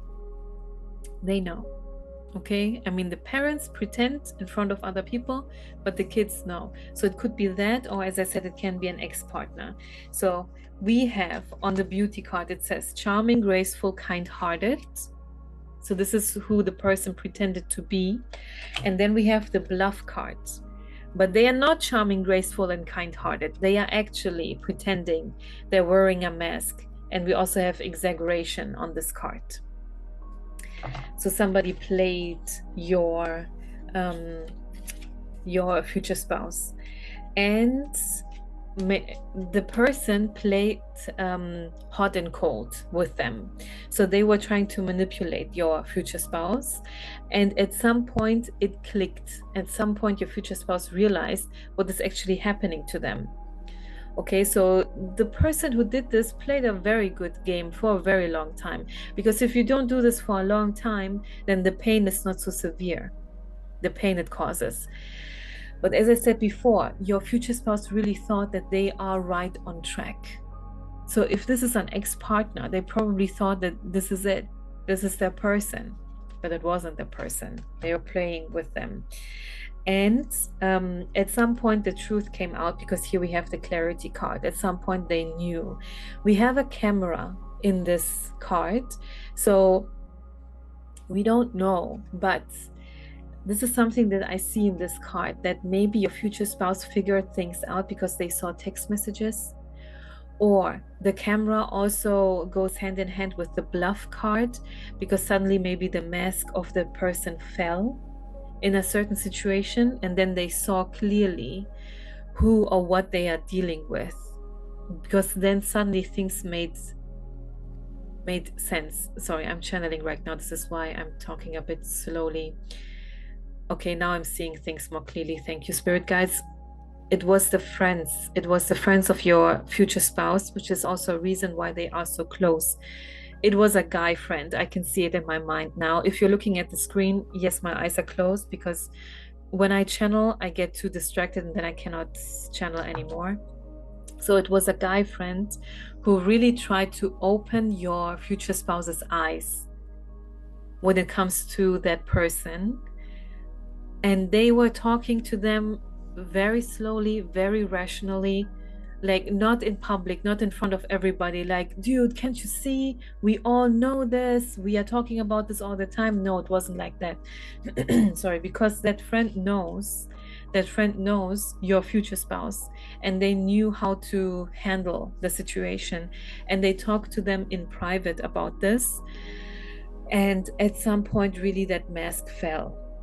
I see that friend in a bar, but it's a bar where there's also a pool table. There are not too many people, like it's not crowded. Maybe your future spouse has a place. It doesn't have to be a bar. It can also be a cafe, coffee shop. Maybe they have this place where they go often. Like this is like the hangout place they have with their friend. Or maybe this is a friend's house. This is why the place is not so crowded. And this is where that friend talked to your future spouse and talk to them about this. The friend in my mind, by the way, has blonde hair. I mean, it doesn't really have to be this way, because spirit guides know how I think. So they just sent me certain pictures. This is also how it works when they send me certain movies, for example. I think it is a bar, or it was a party or something, because I hear music in the background. But I see that friend. I don't see your future spouse, by the way. This is why I cannot tell you what they look like. But I see that friend talking to them and telling them, like, really slowly, like, hey, bro, or sis, whatever. You should know that your person, your girlfriend, does da da da da, or something seems off, or whatever. Okay. And then we also have one last card, which to me seems to be the same as this Two of Swords card. Your person, after the mask fell and after they had the clarity, after they knew what was going on, of course, they broke things up. And if this is a family situation, they distanced themselves from their friends, from their family. Okay, when it's a family situation, could be, as I said, could be an ex-partner, could be a family situation, could be both, because maybe these things happened multiple times in the life of your future spouse. But once that happened, they took a very long time to themselves. And you can see the water element both in the Two of Swords card and in the Distracted card, as we had it here in the Deep Dark Sea Mermaid card. Water is the feminine, okay? And it belongs to the moon, and the moon is introspection, reflecting, and inside energy, not outside energy. So your future spouse spent time by themselves for a very long time, because this card also says something very interesting. The main message is here distracted, and down here it says sidetracked, change, delays. And what stands out to me the most is the word sidetracked, because your future spouse had a clear vision of where they want to go in life. But that partner, that person who bamboozled them, somehow made it difficult for them to stay on track. So they got sidetracked. Okay, so they didn't put all of their energy where it belonged, where they planned to put in all of their energy. The energy landed somewhere else because of that person who was clearly not good to them.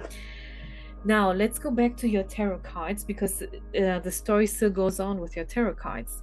Next up, we have the Ace of Cups. So, after all of this thinking period that we have here with the Distracted card and with the Deep Dark Sea Mermaid card, after all of that, it was clear to your future spouse that they just want to go back on track and bigger and better than before. Like not the way it was here, because you can see this card is very white, meaning very innocent. This is so light that it that it annoys me right now in the camera. It was very innocent energy. But here's the thing. You don't grow as a human being if everything is so innocent and if everything is clearly white. The best people also have the best stories, and the best stories are not innocent stories. That is a fact.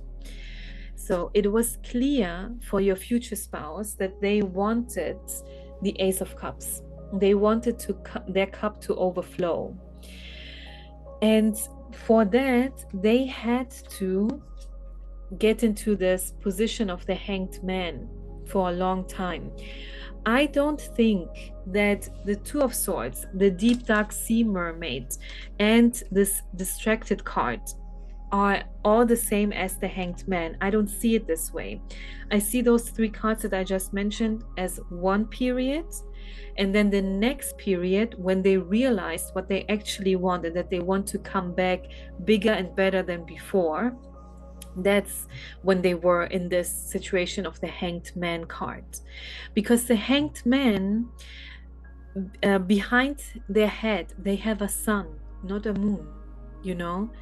I mean, in a different card spread with a different video topic, I might have a different message, but it doesn't matter because we are in this video right now with this reading.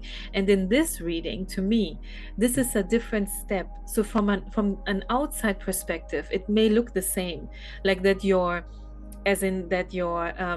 future spouse is not meeting up with people, is currently not obviously improving themselves, and is currently not making big moves, and so on and so forth. So from an outside perspective, it may have looked as the same thing for a while, but actually from an inside perspective, it was very different. So they had to go inside, had a dark night of the soul, had to have all of their crying sessions.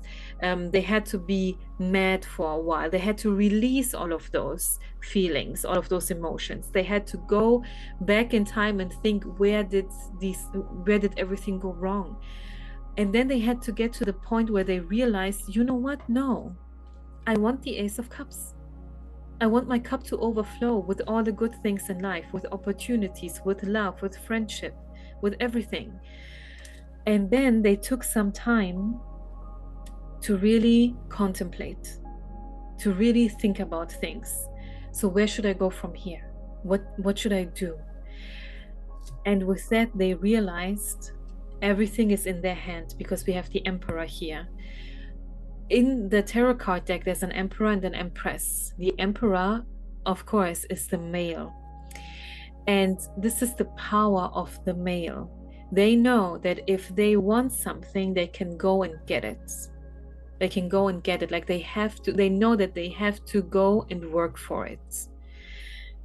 And they dreamed of the big things in life also for a while. Like they made big plans, not teeny tiny ones, as in, okay, it's Sunday evening, I should stop crying because on Monday morning I will go back to work. No. They had really huge plans. So when you meet your future spouse, they will either tell you that they have their own business, or that they, they grab themselves by the bootstraps. I think that's how the saying goes, because they decided that they want that promotion. They want to have a higher level in the company that they work for. Or they want to have that great physique. Or they want to, I don't know, be very, very intelligent and work for that degree, or just read on their own. Like they want those things. Your future spouse will tell you that there was this moment or this decision that led them to XYZ, whatever it may be, because they had to face the disappointments in their life here with the Five of Cups. But they didn't want the Five of Cups anymore. What they want, and this once again shows the generosity of your future spouse, what they want is the Six of Cups, not the Five of Cups. They understood, okay, things happened, SHIT happened. Sorry, I cannot say it on YouTube, but you know what I mean. It happened, but they didn't want to be in this emotional state always and forever. What they wanted was the Six of Cups. The Six of Cups, that's a very generous person. It also has to do with childhood, which is why I said maybe it has to do with family, maybe it has to do with an ex-partner. So they want to have their cups so filled, and they want to have so many cups that they can share them with their loved ones. This is what they want. Okay, so of course this is something that they will do for you as well. I have some more cards. Okay, wait a moment. And then I asked tarot, I used the After Tarot, and so a different tarot card deck. I asked the spirit guides, where are they now? Where are they right now? Because we talked about what they want, so the plans that they made, but where are they actually? And the first card that came out was the Nine of Swords for the After Tarot. Okay, it's not the same as tarot, it's the After Tarot. So if you're looking at the screen right now, I'm saying this because I know that a lot of people are just turning the readings on and then they do something else in the meantime. I do the same thing. I mean, why not? It's like a podcast mainly. But here in the card you can see the Nine of Swords. So it's like the depiction of the tarot card, but with a difference. One of the swords is in their hand, and there's also a dragon in the card. So your future spouse slayed the dragon. They fought the dragon and they won. They won. I can tell you that they won. Why? Because the next card is the Ten of Cups again. So what they had before, they have now again, but this time as they planned for it to be bigger and better. Because the Ten of Cups that we had before looked quite different. Wait a second, where did I put it? Right here. It looked quite different.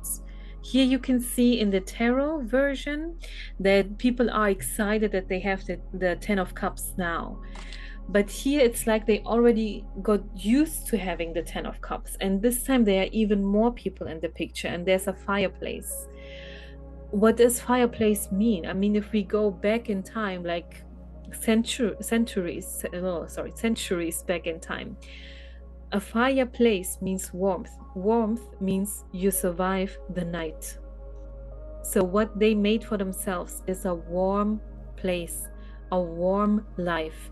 They might have their own house now. They don't have to, it doesn't have to be that way, that they actually own that house, as in it's their property, but maybe they at least have their own place. Like, that's for sure, but I don't know if it's actually their property. But they have the family that they wanted, they have the life that they wanted, they have for sure the resources for being able to be your future spouse. And then I have two more, and this is so beautiful. I mean, it fits perfectly. It fits the reading so perfectly. So thank you very much, spirit guides. Because then we had the Page of Cups. What's interesting in this card is, as I said, it's the After Tarot, not tarot. In the tarot, you have the page and the cup and the fish inside the cup. In the Page of Cups, for the After Tarot, the fish is falling out of the cup again, which would be bad news, right? So you would think, okay, now the reading takes a negative turn. No, it doesn't. It doesn't. Because in tarot, the Page of Cups comes after the 10. So we have the Ace of Cups, then we have the cups from 2 to 10, and then comes the Page. So this is the next step. They made it to the step of the 10 of Cups, which is wow already. The next step is the Page of Cups, and something is missing. You know, you can see this. The fish fell out of the cup, so something is missing. And what is missing? It's their partner. It's you, group number one. They are fully aware that they have what they have what they wanted, what they worked for, and they are absolutely content in life. They are very ambitious. Like, I can feel the energy of ambition. There was just 444 on the clock. It's 4 minutes and 44 seconds. I saw it. They are very ambitious. Like, I can feel the energy of really being a doer. So someone who really accomplishes things. This is the energy I can feel during your reading. So they are not done, like they are not settling. Of course, they still keep going when it comes to their career and so on and so forth. But in general, the puzzle piece that is actually missing is love. And you might know the meaning of the Knight of Cups. The Knight of Cups is like romance, okay? The good guy, okay, that we all want. Not the F-boy, not the Knight of Swords. It's the Knight of Cups. One step before the Knight of Cups is the Page of Cups. So someone who is at the beginning stage when it comes to their love journey. And this is where your future spouse is at the moment. So be sure, group number one, that your future spouse is not in a relationship right now. They're not with another person right now. They are waiting for you. And the last tarot card, I have 2 more oracle cards. Okay, so wait a moment. The last tarot card that I got is the 4 of Swords, also from the After Tarot. And now what you can see here is showing your future spouse laying down and resting. Once again, you can see your future spouse in like contemplation mode, like not really going for love right now mode, but being in contemplation mode, because maybe just like you, they are also imagining their dream partner right now. They are also manifesting their dream partner right now. Speaking of manifesting and dreaming, listen to the first part of the video if you want to. If you don't want to, well, then don't do it. Okay, it's okay. I don't mind. But here in the After Tarot, you can see something that you usually don't see in the tarot card. In the After Tarot, you can see a woman showing up to the person with a flower in their hand, and that is you, group number one. So this is like the final step of your future spouse, okay? And once you show up, things will be fine. And then I also shuffled the lover oracle cards, and I asked Spirit, what exactly does group number one's future spouse want in love? What do they want? And I got 2 interesting cards that make a lot of sense if you take everything into consideration that I just said. And it's, I want to be different, and I am the man. So they are where they are on the level that they want to be when it comes to all the other relationships in their life, with their family, their friends, their work colleagues. They are on top of their game when it comes to their health, when it comes to their intelligence, when it comes to their work, their career. But they are not yet where they want to be when it comes to love. And it makes a lot of sense that it has to do with the situation they had been through, no matter if it was an ex-partner or if it was family or both. It doesn't matter. They are saying, I want to be different, because they don't want the things that happened to them again to happen again. They don't want those things to happen to them again. And it says, I am the man. So they're not going to allow anyone to manipulate them ever again. That's not going to happen. And with this I am the man card, I mean, it could be a woman as well, but what this card says is that they are fully aware of them being independent. So if the relationship doesn't work out, the next relationship in their life, if it doesn't work out, they are not going to hold on to something that they know doesn't work. They're gonna let go, because they know that they are a whole person in and of themselves. They are a whole person. Okay, so you can be sure, group number one, that you are dealing with a mature person. We can finish the reading here, but I purposefully put also the coffee cup oracle cards on my desk. I actually shuffled everything else before I started recording, but these I didn't, because at the end of all of those cards, I was like, I don't know if I still need these cards. But you know what? Now that they are here, let's shuffle a bit together. I know that a lot of people want the tarot readers to always shuffle on camera. I need the time off camera to meditate on the message. I really need the time because then I can understand everything better. When I'm on camera, I'm thinking of the microphone, I'm thinking of how I look at the moment. I don't care about it so much, but I'm thinking more of, is it still recording, and so on and so forth. So I cannot really get into the energy. So this is why I do it off camera. But on camera, let's see. Dear spirit guides, what can you tell us about group number one's future spouse? Oh, why do the cards always fall? Wait a second. Of course, it makes so much sense. It makes so much sense. You have the anchor with stability and security because they are such a stable person. They turned themselves into the stable person. And I think because this is how it feels, I read energy. This is what I'm talking about feeling. Your person always was stable. They were stable. So, like, their inner self is stable, but now their outer self, so on paper, they are now also stable, as in financially stable, emotionally stable. As I said, you're dealing with a mature, I want to say mature man, maybe it's a woman, like a mature person. What else can you tell us about group number one's future spouse? Maybe there's no other message, but we'll see. What else can you tell us about group number one's future spouse? Oh.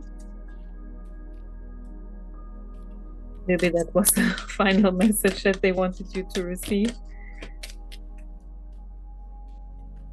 Oh, I was thinking of this card, but I didn't want to say it. I was thinking of this card, but I didn't know if it would actually come out. It's the flowers, and it says romance and sweetness. Didn't I tell you? This is the last puzzle piece that is missing in your future spouse's life. And that's also, I put the other cards down now. And this is also an important message for us. Because if this is the last thing that is missing in your future spouse's life, then there are no other things in the way. So it's not like, okay, it's going to take years for you guys to meet because they want to build their career first. No, there's nothing else in the way, actually. So you can meet your future spouse very soon. You can meet them very soon. I have no timing for you, I'm sorry. Because what do tarot card readers know about timing? I mean, we have timing cards. We have cards that tell us the month. We can see certain number patterns in the tarot cards, for example. But always take timing with a grain of salt. We don't know. We don't know. Also, it is possible that you, so the person watching this, or them, are blocking this. So, because maybe suddenly they get anxious. They get anxious because they can feel, or you can feel that it's very close, and that's when we get anxious. It happened to me before, by the way. Because a big tarot card reader on YouTube, I booked a personal reading. She actually told me, she was like, do you know that during summer, actually someone wanted to come into your life and give you all the love that you ever wanted? And I was like, excuse me, what? But I remembered that during that summer, this was 3 years ago, during that summer, I was so anxious the whole time, and I could feel that a person wanted to come into my life.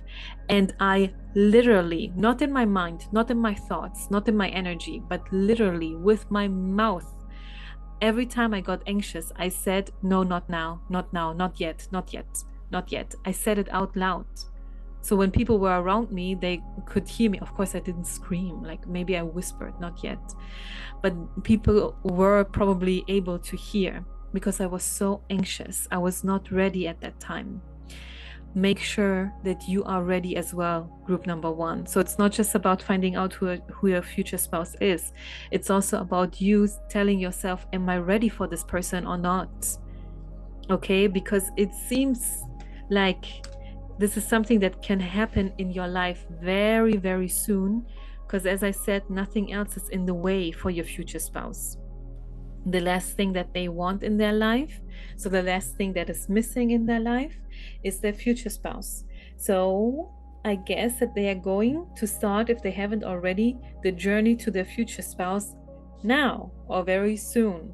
So make sure that you are also ready for this, group number one. Of course, more readings about the future spouse, about your future spouse, are going to come up on my channel. So if you want to, you can subscribe, you can click like, you can leave a comment. That would actually help me a lot, because you know that I'm a new and a small YouTuber, but you don't have to. I don't force anyone to do anything, but I appreciate you. Sorry, I appreciate you a lot for watching this, and I will see you very soon, group number one. Goodbye.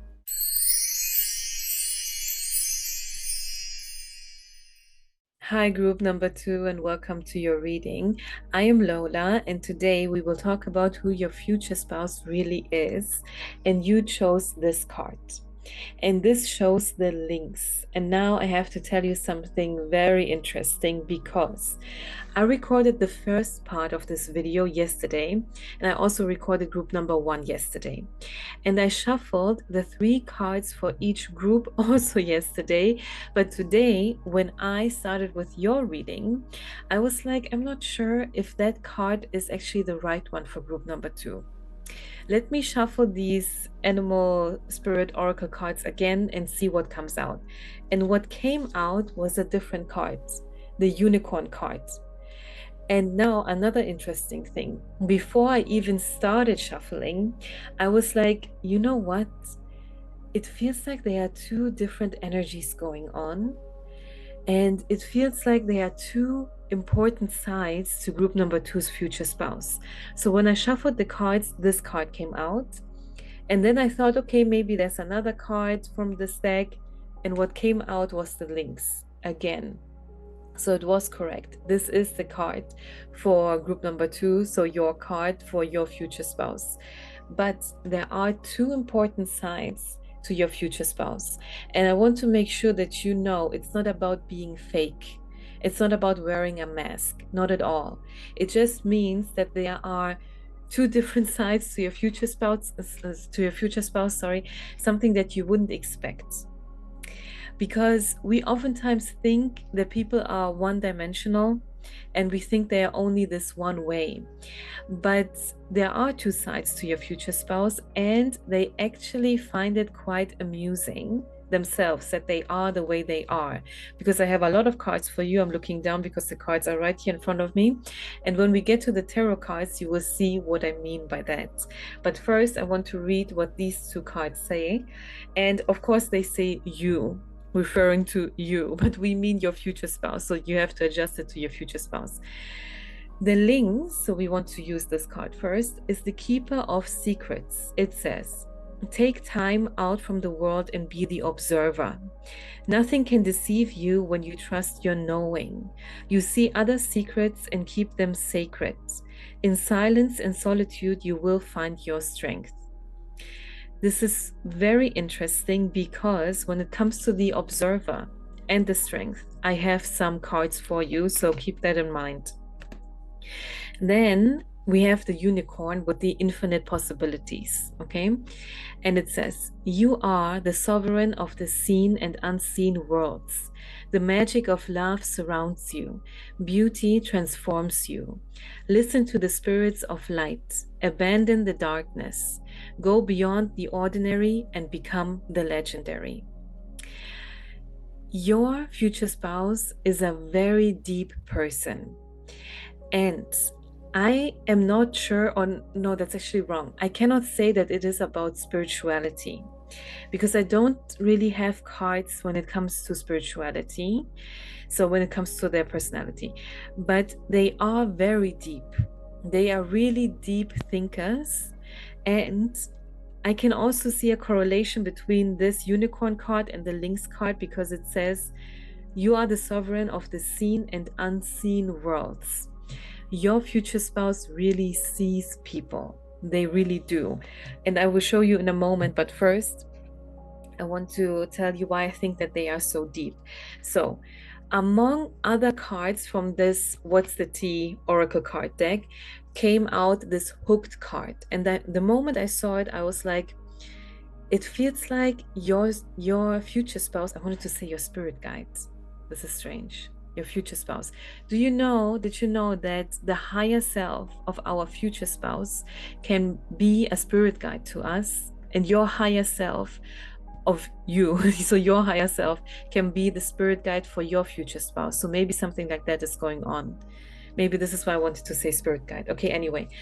So among other cards, this card came out, and this is the only card where you cannot see a person or an animal. So it's empty. It doesn't mean that your future spouse is empty, not at all. It means that they are a very deep person. You can see the water. The water holds the secrets, basically. And it talks about depth. And your future spouse is someone who has friends and their family, they have people around them, but they stand out. They are different from them. And we have the unicorn cards. And also, we don't have a random cat, we have the lynx. So this is actually very special. We have two very majestic beings. The lynx actually exists. The unicorn, well, in spirituality, of course, it exists. So your future spouse is different from other people, and they do stand out. Now, I'm not saying that they stand out like a peacock and that everyone is staring at them, but they are for sure different from the people in their friend group or at work. They are different from all of their colleagues. So they are very, very deep. So you will probably also have very, very deep conversations with your future spouse. And I have two more cards that show this. We have the whale, which is, again, the wisdom keeper. You had the lynx with the keeper of secrets, and now you have the wisdom keeper. Your future spouse is someone who really sees people, but here's the thing. They don't call them out or they don't shame them, you know? So they have their thoughts, they have their opinions about people when they see through them, and then they act accordingly. But they don't do something like calling them out in front of everybody and make a big show about this. Not at all. Not at all. But your future spouse really, really sees people. And we also have the ship cards. And when I saw the ship, I thought of this one saying where you say, like, a lonely ship on the sea, a lonely ship at night. So once again, like, your future spouse is kind of like a lone wolf, but in a good way. In a good way. So they know who they are, and they also prefer to be this way, which I personally find very interesting. They prefer to be this way, but not when it comes to love. And we will get through this, we will get to this as we talk about the tarot cards. But first, I want to show you the other oracle cards from this What's the Tea oracle card deck. The first card, the very first card before the hooked card, the first card that came out was this one with the grudge holder. And I was like, I don't know if I like this to be the future spouse of group number 2. I'm not so sure about that, but well, as readers, we have to be patient when it comes to the cards, and we have to look at everything in context. And now it really makes sense. Look at the face of the woman in this card. Look how she looks straight to you. And really, her mind is racing. Her mind is racing, you can tell. And this is basically your future spouse. Nothing is unseen when it comes to your future spouse. And I have two more cards, and one that made me really laugh, and that was this card with the owl. Like, they see everything. They see everything. And you also have this, is it a mouse? I think so. You also have this mouse. So I wasn't really paying attention to the words. I read the words on the card, but sometimes the words on the card matter when it comes to the message. Sometimes the picture matters, and sometimes both. And for you, I can tell it's about how they look at you or how they look at us in these pictures. But still, I can tell you what the cards say. So the first one was the grudge holder. Then we have creepin', and then we have cloud hungry. Says anything, does anything, makes shit up, dramatic. I'm actually not supposed to say that on YouTube. Okay, anyway, makes shit up. But now here's the thing. If you're thinking this is your future spouse, no, it's not. Okay, your future spouse is not the drama queen, because we also have the card of fake smiles, and this is what bothers your future spouse. And this is why they are mainly by themselves. So it's not like they're really hiding, and it's not like they are too arrogant to spend time with other people, but they prefer to be by themselves most of the time because they consider other people fake. Just like this cloud hungry card says, they hate people like that. They just hate it. They know that it sucks their energy. It sucks out their energy, these energy vampires, and they don't want to have anything to do with them. And as I said before,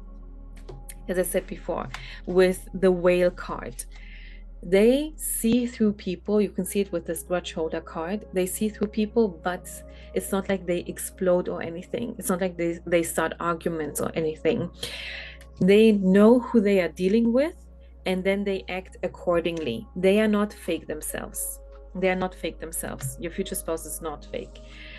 We have this legal issues card, and it talks about your future spouse being a bit judgmental. But once again, they are not letting these emotions out on other people. And I actually think that this is a very good thing, because we always talk about honesty being such an important virtue. But here's the thing. When we notice that people are not our people, our kinds of people, for reasons such as being fake, it is better to keep your distance, or as I said, to act accordingly, because sometimes you cannot keep your distance. Sometimes when you are at work with these people, for example, you cannot do that. But the most important thing is that your future spouse is not wearing a mask. Like, they don't act like they are fake friends with these people. Okay, act like they are fake friends. Act like they are friends. So, which would turn them into fake friends. No, not at all. Like, they are friendly, they are polite, but they keep their distance. And they also have strong boundaries, really strong boundaries. And I think it even feels like, because I can feel the energy, it feels like they get on other people's nerves. That's how it feels. It feels like they get on other people's nerves, because other people, without your future spouse speaking, they can feel that there is a barrier between them. There's a barrier between them. There's something where there's some kind of wall that they cannot get through. They cannot get through. And they might fear that your future spouse is a bit arrogant, and that also could be true. But they are not really this, I don't know, this obvious arrogant person. But when they realize that somebody is not, I don't know, that somebody is not a very good person, and that somebody does not meet their standards, your future spouse has very high standards, then they do keep their distance. They keep their distance. But as I said, when it, for example, has to do with a work situation or the family members, they are still friendly and polite, but that's all. That's all. Friendly but not friends. Okay, friendly but not friends. And your future spouse had a lot of karmic friends, a lot.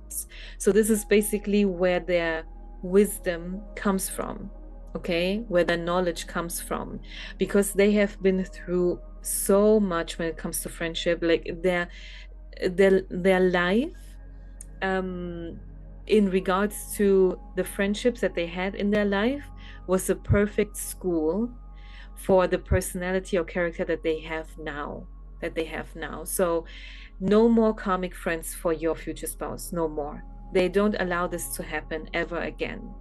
Okay, so I wouldn't be surprised that when you meet your future spouse, that it turns out that they actually don't have that many friends, which is really not a bad thing at all. Let me tell you that. Or you're going to find out that their closest friends are people who they have known for many, many years, and who maybe don't live in the same city, in the same country, maybe even, and for good reason, because your future spouse likes to be by themselves, and it makes sense that their friends live in different countries because their day-to-day life they spend on their own. They spend their day-to-day life on their own, but they of course enjoy talking to their friends every once in a while when they can. By the way, as I already mentioned, I read energy when I do these readings. I don't just look at the cards, I read energy as well. And it feels like there's some kind of pressure on my chest, and I have a bit of a hard time breathing. Maybe I pick it up from you. I don't think I pick it up from your future spouse. I think I pick it up from you, group number 2. I think you are afraid that everything that I just explained are negative traits and that would affect you. It won't. Group number 2, you can breathe out. Everything is fine, everything's all right, because I also have some love messages. Okay, we will get to that. Everything's okay, you will be fine in this relationship, you will be fine.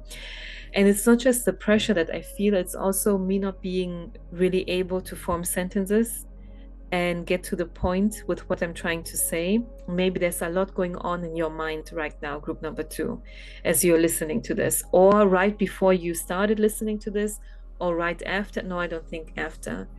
Maybe it has just been a very long day for you, group number 2. Maybe that's what it is. Okay. Now let's get into the tarot cards. I felt drawn to these oh no, I forgot what they are called. I know what they are called in my language, but in English they are different. The fairy tale tarot cards, I think, something like that. So now I have to see. Okay, they basically tell the same story, but now I cannot show you everything at once, so I have to do it somehow. The first card that came out, because I asked, okay, now this is important, of course, so why didn't I tell you yet? I asked your spirit guides, what exactly was the life of your future spouse? So what happened in their life? And here's the thing, I did not really receive cards for that. I didn't. I just received confirmation for the fact that they have two very different energies inside of them. But this also tells us something about their life, because this is also how they approached life. They know that they have maybe opposite traits or just two very strong traits that you usually don't see in people. And that's what they have used to their advantage in their life. So the first card that came out was the Two of Cups. And with the question that I asked, I was like, oh, okay, this is interesting. What's going to be the story of group number 2's future spouse with the Two of Cups? So maybe we're going to hear about an ex-partner or something like that, because this is what you would think with the Two of Cups. This is basically stronger than the Lovers card, some may say. You know, I know that the Lovers card are actually part of the major arcana, but still, a lot of people say that the Two of Cups is actually talking about love, unlike the Lovers card, which also talks about love. But okay, anyway, let's go on. So, and then we had the Queen of Wands, and here I also thought, oh, maybe this is about an ex-partner, but no, it isn't, because then came out the Seven of Wands in reverse. And I was like, why is this in reverse? And I know it sounds weird because, of course, every single tarot card can come out in reverse. But I don't know why I was so surprised about the Seven of Wands being in reverse. But now it makes sense. Now you have to see them in line. So the first one here was the Queen of Wands, then the Seven of Wands in reverse, and then the King of Swords. Okay, Queen of Wands, Seven of Wands in reverse, and King of Swords. The Seven of Wands in reverse mean that your future spouse did not fight something. Your future spouse did not fight something. And what did he not fight?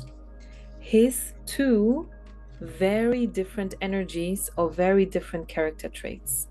So the Queen of Wands and the King of Swords, and they are very opposite actually. So first of all, we have King and Queen. Okay, so we have male and female. But what actually stood out to me was not the male and female part. It was the wands and the swords. The wands are fire energy. The sword is air. That's the air energy. And they are not completely opposite. I would actually put them in one category and then water and earth in another category. But still, we have fire and we have air. So we do have a lot of movement going on, but they are still different. And the wand energy, you can also see it in the card with this Queen of Wands. This is like fun. This is really going for it. This is excitement. This is knowing what you want and seeing the good side of life. And the King of Swords is very serious, very intelligent. Like they really think through what they want. So we could, for example, say that when it comes to their day-to-day, with their work life, your future spouse is very serious. Like they really know what they want and they are very ambitious in their career. They also have the passion coming from the Queen of Wands. But when it's time to have fun, they really have fun. Oh my God, I have a vision in my head. Thank you, spirit guides, because I was honestly thinking, I don't know if this is maybe too general for group number 2, but now finally the visions are showing up in my head. You know who I see in my mind right now? Harvey Specter. And now scratch the example that I just gave you, the fact that they are serious when it comes to their work, but they are letting loose once they can let loose. No, forget about it. I have Harvey Specter in my head, in case you don't know who that is. This is the main character from the show Suits. Okay, the show Suits, which is about lawyers and so on and so forth. If you have never seen that show before, it's enough to just watch episode 1 and you will know exactly what I mean. I have never seen a trailer of that show. I try to not watch trailers, especially if I actually want to see a show or movie, because they just reveal too much. So I don't know if the trailer of that show would tell you exactly how Harvey Specter is, but people really love to create short videos with Harvey Specter, with his quotes and whatnot, because he is really living the life. And he's not living the life in his free time, but at work. So his career is his life, but he loves that. He loves that. So it's not like a negative thing. Your future spouse is not, it might be a workaholic, but not on the negative side where they forget about themselves, their health, or you, as you also become their future spouse if they are your future spouse. You know what I mean? So Harvey Specter is someone who's really living the life. Now I'm thinking of his most famous quote where he said, I think he said it to Mike Ross, so the other main character of the show. He was like, you have to look at the screen. So it's in order to see it. So I explain it to you. His hand was a bit low and he said, life is this, but I want this. So then he was raising his hands. Life is this. So most people live here, but I want to live here. And that, guys, is your future spouse. That is your future spouse. So Harvey Specter is also very smart, very intelligent, but boy, oh boy, is he living life. And he's also very handsome as well. So in case you are wondering what your future spouse looks like, so maybe this gives you a hint. Now, it showed up in my head. I have 111 on the clock, by the way, right now. It showed up in my head in order to explain what these two energies are. So not to explain what he looks like, but I highly recommend to actually look up Harvey Specter, the character from Suits, and to see if that would be your type. Because if you say right away, oh my God, I always imagined my future spouse to look like that, then that is another confirmation for you. For sure, another confirmation for you. Okay, now the tarot cards are telling us even more the fact that there are these two different energies, because next came the Sun card and right after the Star card. So you have light and dark. You have day and night, okay? Once again, group number 2, I want you to understand that this is not about your future spouse having a dark side that you have to be afraid of.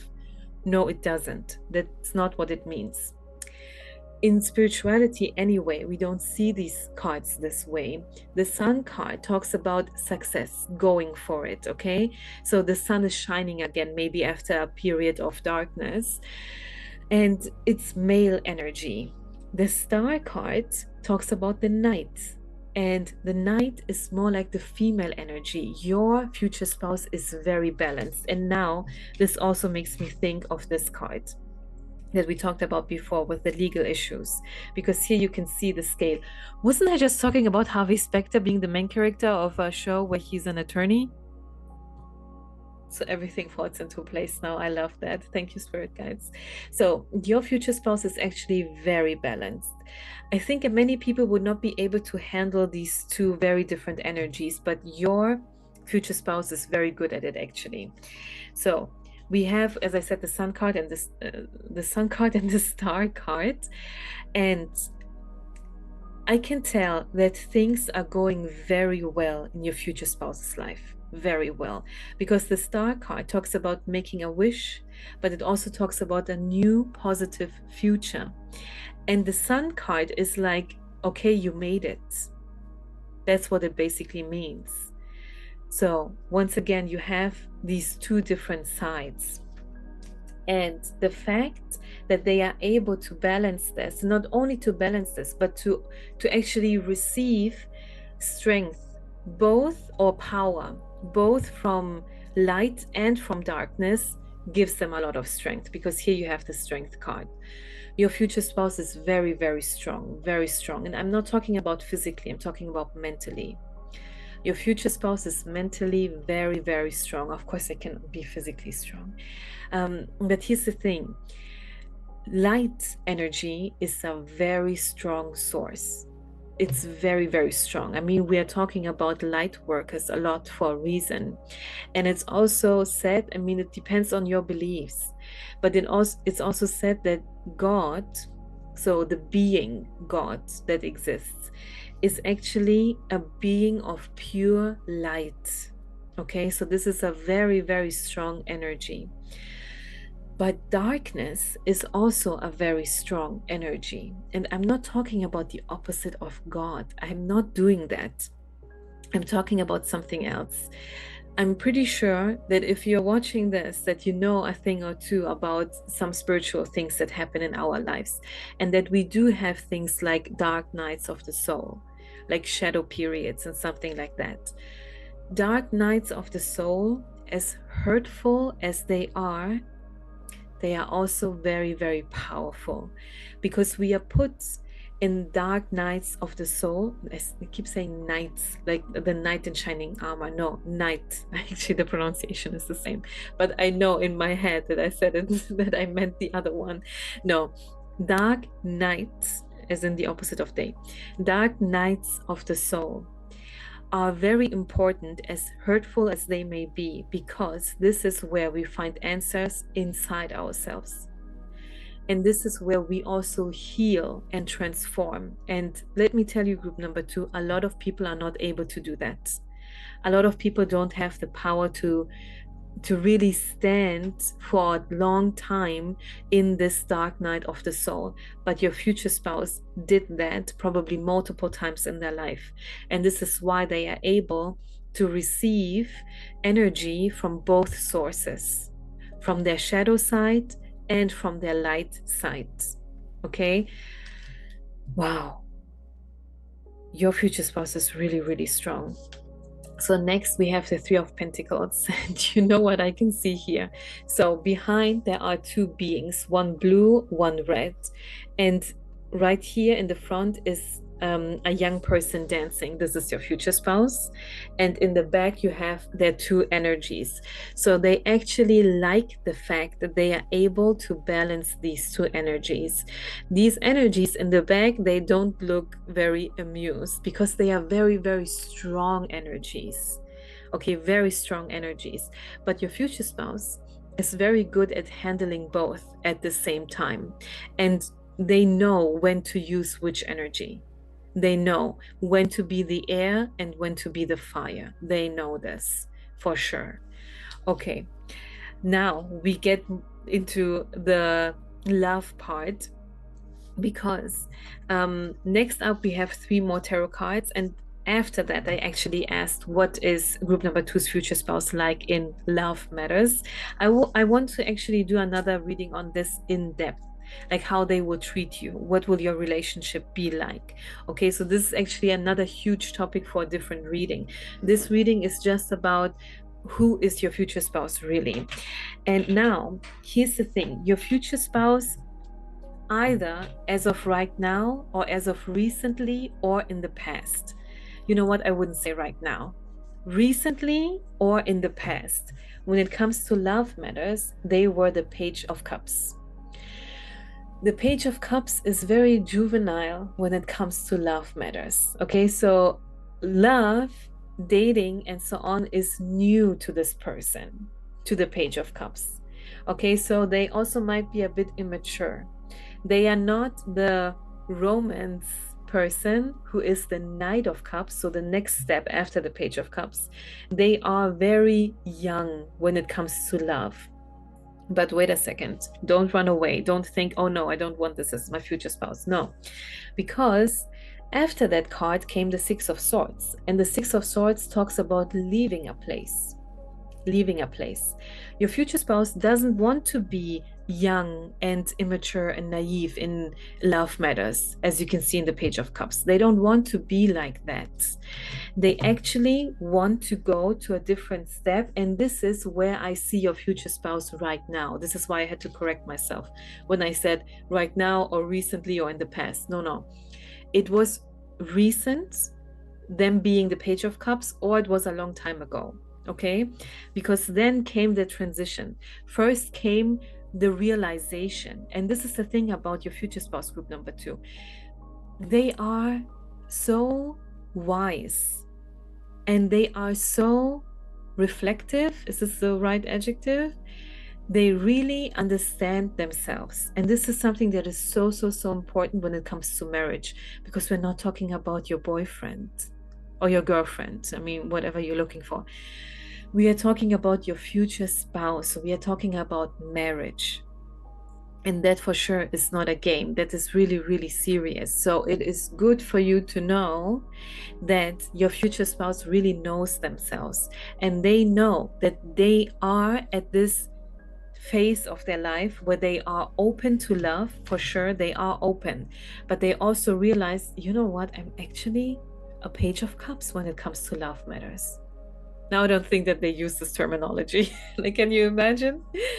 I mean, maybe they do. Maybe they like tarot cards and stuff like that. But this is how I translate it in tarot terms, that they were really like, you know what? I'm a bit of a Page of Cups when it comes to love matters, but I don't want to be like that. Because, as I said before, your future spouse really sees through people, and therefore they can be quite judgmental. But the thing is, it's not coming from nowhere. And yes, we want everyone to be super kind and loving and to love everybody, and we are all best friends and so on and so forth. But humanity is not like that. We are just not like that. So yes, we do judge. Let's not pretend that that's not the case. Okay, human beings judge human beings. But here's the thing. This may sound strange, but your future spouse can judge people, and I don't mean they have the ability. I mean that it is based on facts, more or less, and they can allow themselves to be judgmental because they themselves are really on a higher level. It is actually true. So they are, when it comes to their personal development, they are actually on a higher level than other people. They are very intelligent, both emotionally and emotionally, did I say correctly? Yes. And intelligence wise, they are intelligent. I don't know how to say it. When it comes to their education, they are also very intelligent. And there's this energy going on, this feeling. I also felt it before I started recording when I shuffled your cards, that your future spouse is very clever. And I'm saying this, I'm using this word on purpose. I'm not saying smart, I'm saying clever. So they have very creative ideas. They really know what to do. And I think it comes from their life experience. It really comes from the life experience. And also this confidence and self-assurance that they have, that they know that they are probably the smartest person anyway, and this is why they can get through with a lot of things. You know what I mean? Okay, so but now back to the love stuff. Your future spouse is aware of the fact that they are this page of cups, or that they were this page of cups, and they don't want to be in that position anymore. And the Six of Swords shows that they are not pushed into a new direction. That's not what it means. You can see the person here actually paddling. Is that the correct word? Yeah, paddling. So they are getting themselves out of these waters where they don't want to be in. They don't want that. They want to be more serious when it comes to their love, when it comes to their love life. And then I got the card of justice, the justice card. Once again, so you cannot see it in this depiction of, so in this tarot card design, but justice, like in the Rider-Waite's tarot, for example, they have the scale in their hand, just like this oracle card. So once again, your future spouse is very balanced, and they know that this is maybe, how should I say, a weak spot, or a place where they are not developed enough yet. So they want to even out the scale. They are very developed in other places, but not so much in this place. So they want to even out the scale. So, and we have the Justice card with a very serious character that you can see here in the picture, in the card. So what they want is to be really serious about love matters. They want to be serious, they want to be honorable, and they want to honor you and your relationship. Okay, they want to honor you and your relationship. This will not be a game to them. As soon as they start dating you, and it seems like this will still take a bit of a while, because they want to be really ready. They really want to be ready. I have no idea about timing. I have no timing cards for you. I don't know if it will take weeks, months, or years. I don't know. But what I know is that it will still take some time, because they really want to be ready to be a husband or a wife, and not to have a husband or a wife. And yes, that is very different.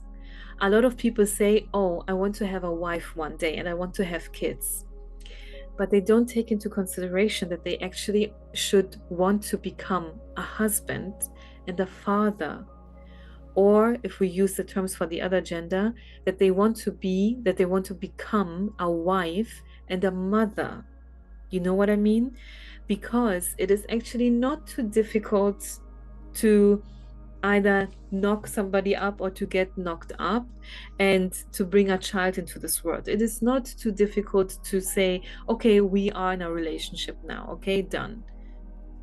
That is not too difficult to do. These are things that happen all day, every day. But to actually become a spouse, that's something that a lot of people don't think about. They only see it from the other side. Like, I want to have a husband, I want to have a wife. But you should also want to become a husband and a wife, okay? To get to that level of husband and wife. And this is what your future spouse wants. They want to be on that level. This also means for you, group number 2, that once you get to know this person, the dating period or the boyfriend-girlfriend stage will not be too long. They know what they want. They already know what they want. They just want to be ready for you to have this proper relationship once they meet you.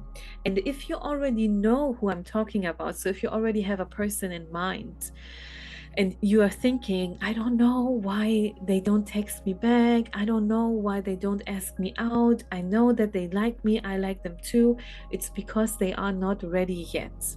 They want to be ready for you, group number 2.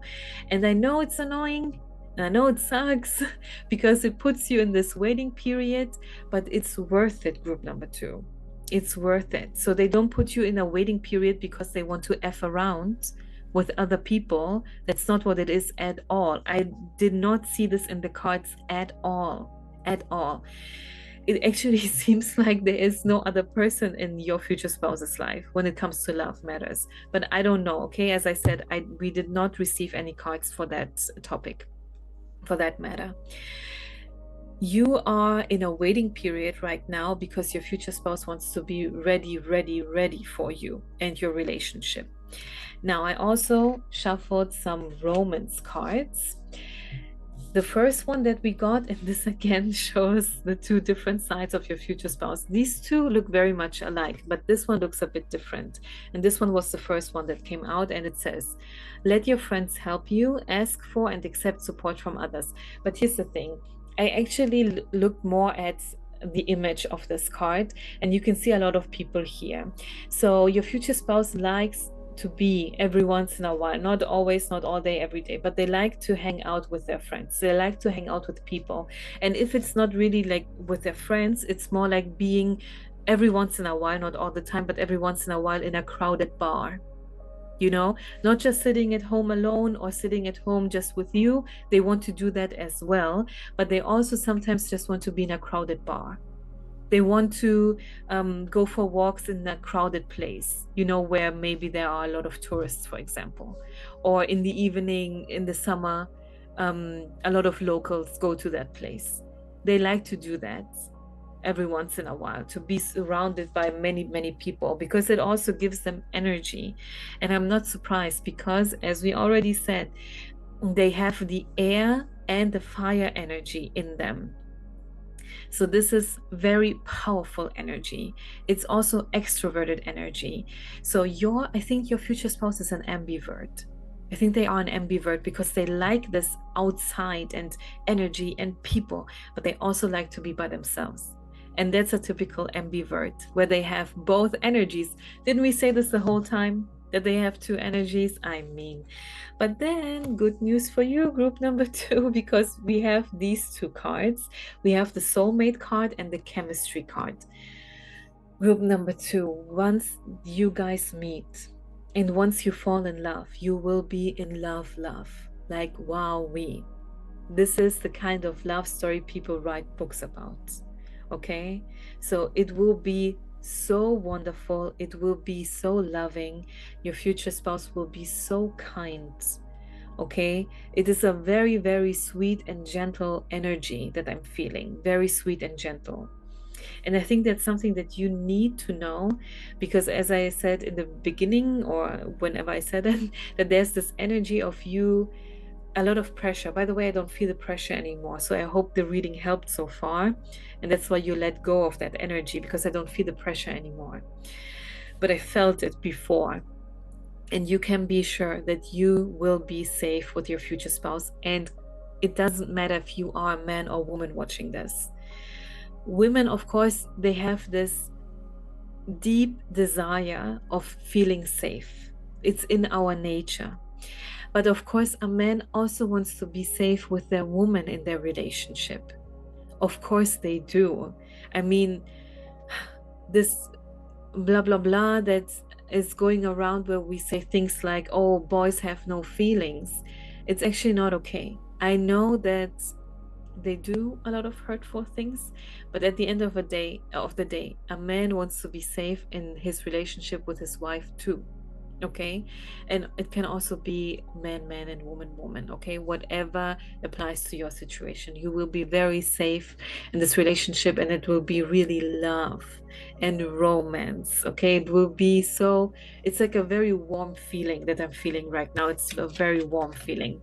So I also have 2 of these, and these are the last 2 cards that we have. First, this one came out, and here's the text for this. I will read it for you. It says, don't make decisions based on guilt or what you think you should do, for it is only in being true to yourself that you can be true to others. And this refers to your future spouse, group number 2.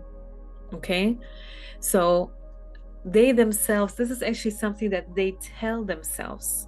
They are really someone who teaches themselves. They teach themselves. And I wouldn't be surprised that when you meet them, they also tell you something like that they maybe even raised themselves because their parents didn't do a good job, or maybe there were so many siblings that he was more or less left by himself or something like that, or herself. So once again, they actually tell themselves this as advice. Don't make decisions based on guilt or what you think you should do. So they actually want to get out of that air energy, because air is the thinking, the sword is the thinking person, the intellectual. They want to get out of that energy when it comes to love. They know that they are in a better place with the wand energy, which is fire, which is passion when it comes to love. Here it says, for it is only in being true to yourself that you can be true to others, and they are true to themselves. Group number 2. But it also refers back to the fact that they were this Page of Cups. They were this Page of Cups. So the realization that they are someone who they don't want to be anymore when it comes to love matters. Okay, so for it is only in being true to yourself that you can be true to others. He was, or she, they were true to themselves and understood what they had to do in order to change. And now they also have very high standards. Group number 2, they have very high standards and they can demand those things because they are a very high value person. Okay, so, and the last card that I have for you is this right here, and it says romance. Romance. Cupid's arrow strikes. Now, what does this mean in your reading? It means that your future spouse is definitely open for love and a relationship. They are open for this. They are not closed off. They may not be ready when it comes to their character, personality development, but this is not a person who says, oh no, I don't want to be in a relationship, I don't want to be tied down, I don't want to settle, I don't want a family, and da da da da. No, they want this. They want this, and they are actually even excited for this, because I feel exciting energy in your reading, in this part of your reading. Okay, they are actually excited for you. They cannot wait to meet you, but they will wait to meet you because they want to develop themselves, as I said. Okay, so we will talk more about your future spouse in upcoming videos and upcoming readings. So if you like, you can hit like and subscribe, and I will see you in my next reading. Thank you so much for watching today, group number 2, and I will see you very soon. Goodbye.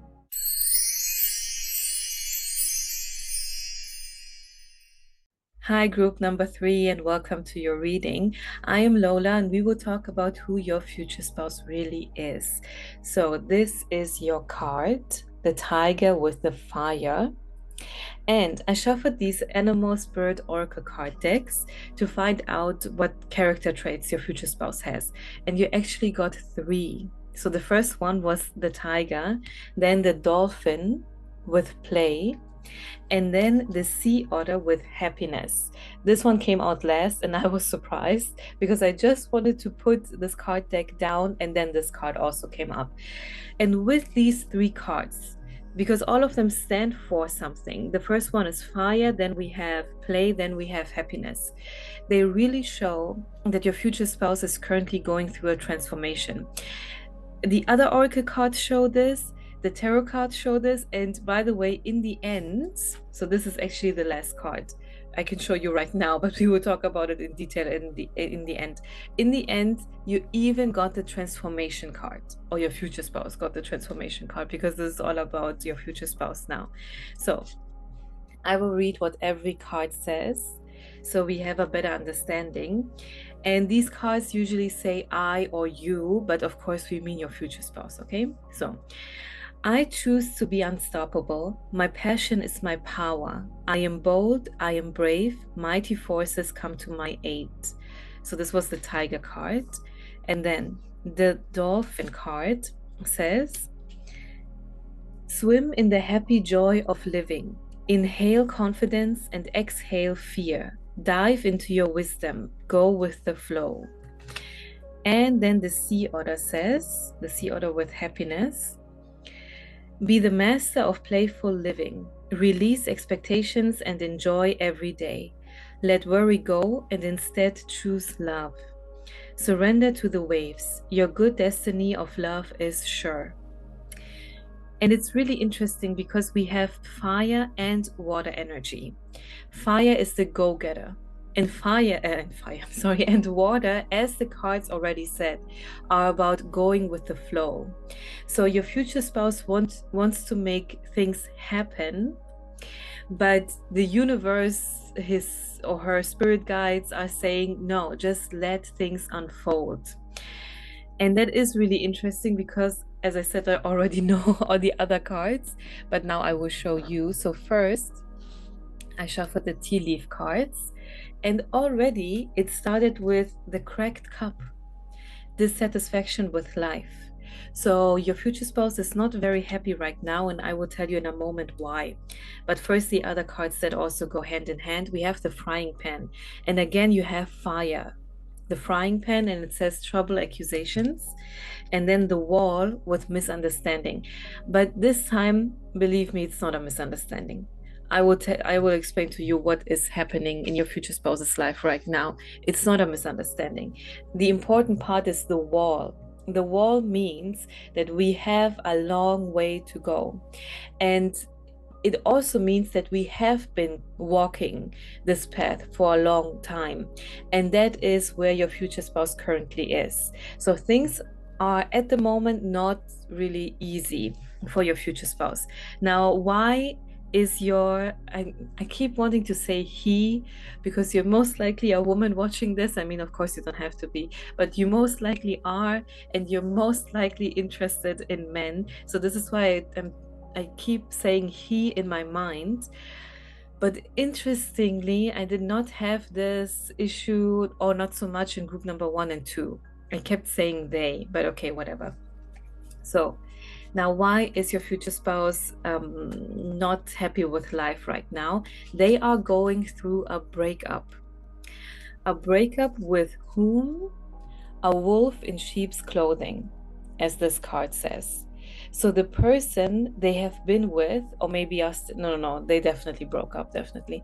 But the person they were with was horrible, to say the least, okay? I mean, wolf in sheep's clothing, that's a statement. Okay, that's a statement. I mean, relationships end all the time for whatever reason, and oftentimes nothing bad really happens. People just realize that they are not meant to be. But this is actually quite a serious situation. So I have the first card was the goodbye card. First came goodbye. So your future spouse definitely is letting go. The issue is not your future spouse. The issue is the other side of that relationship.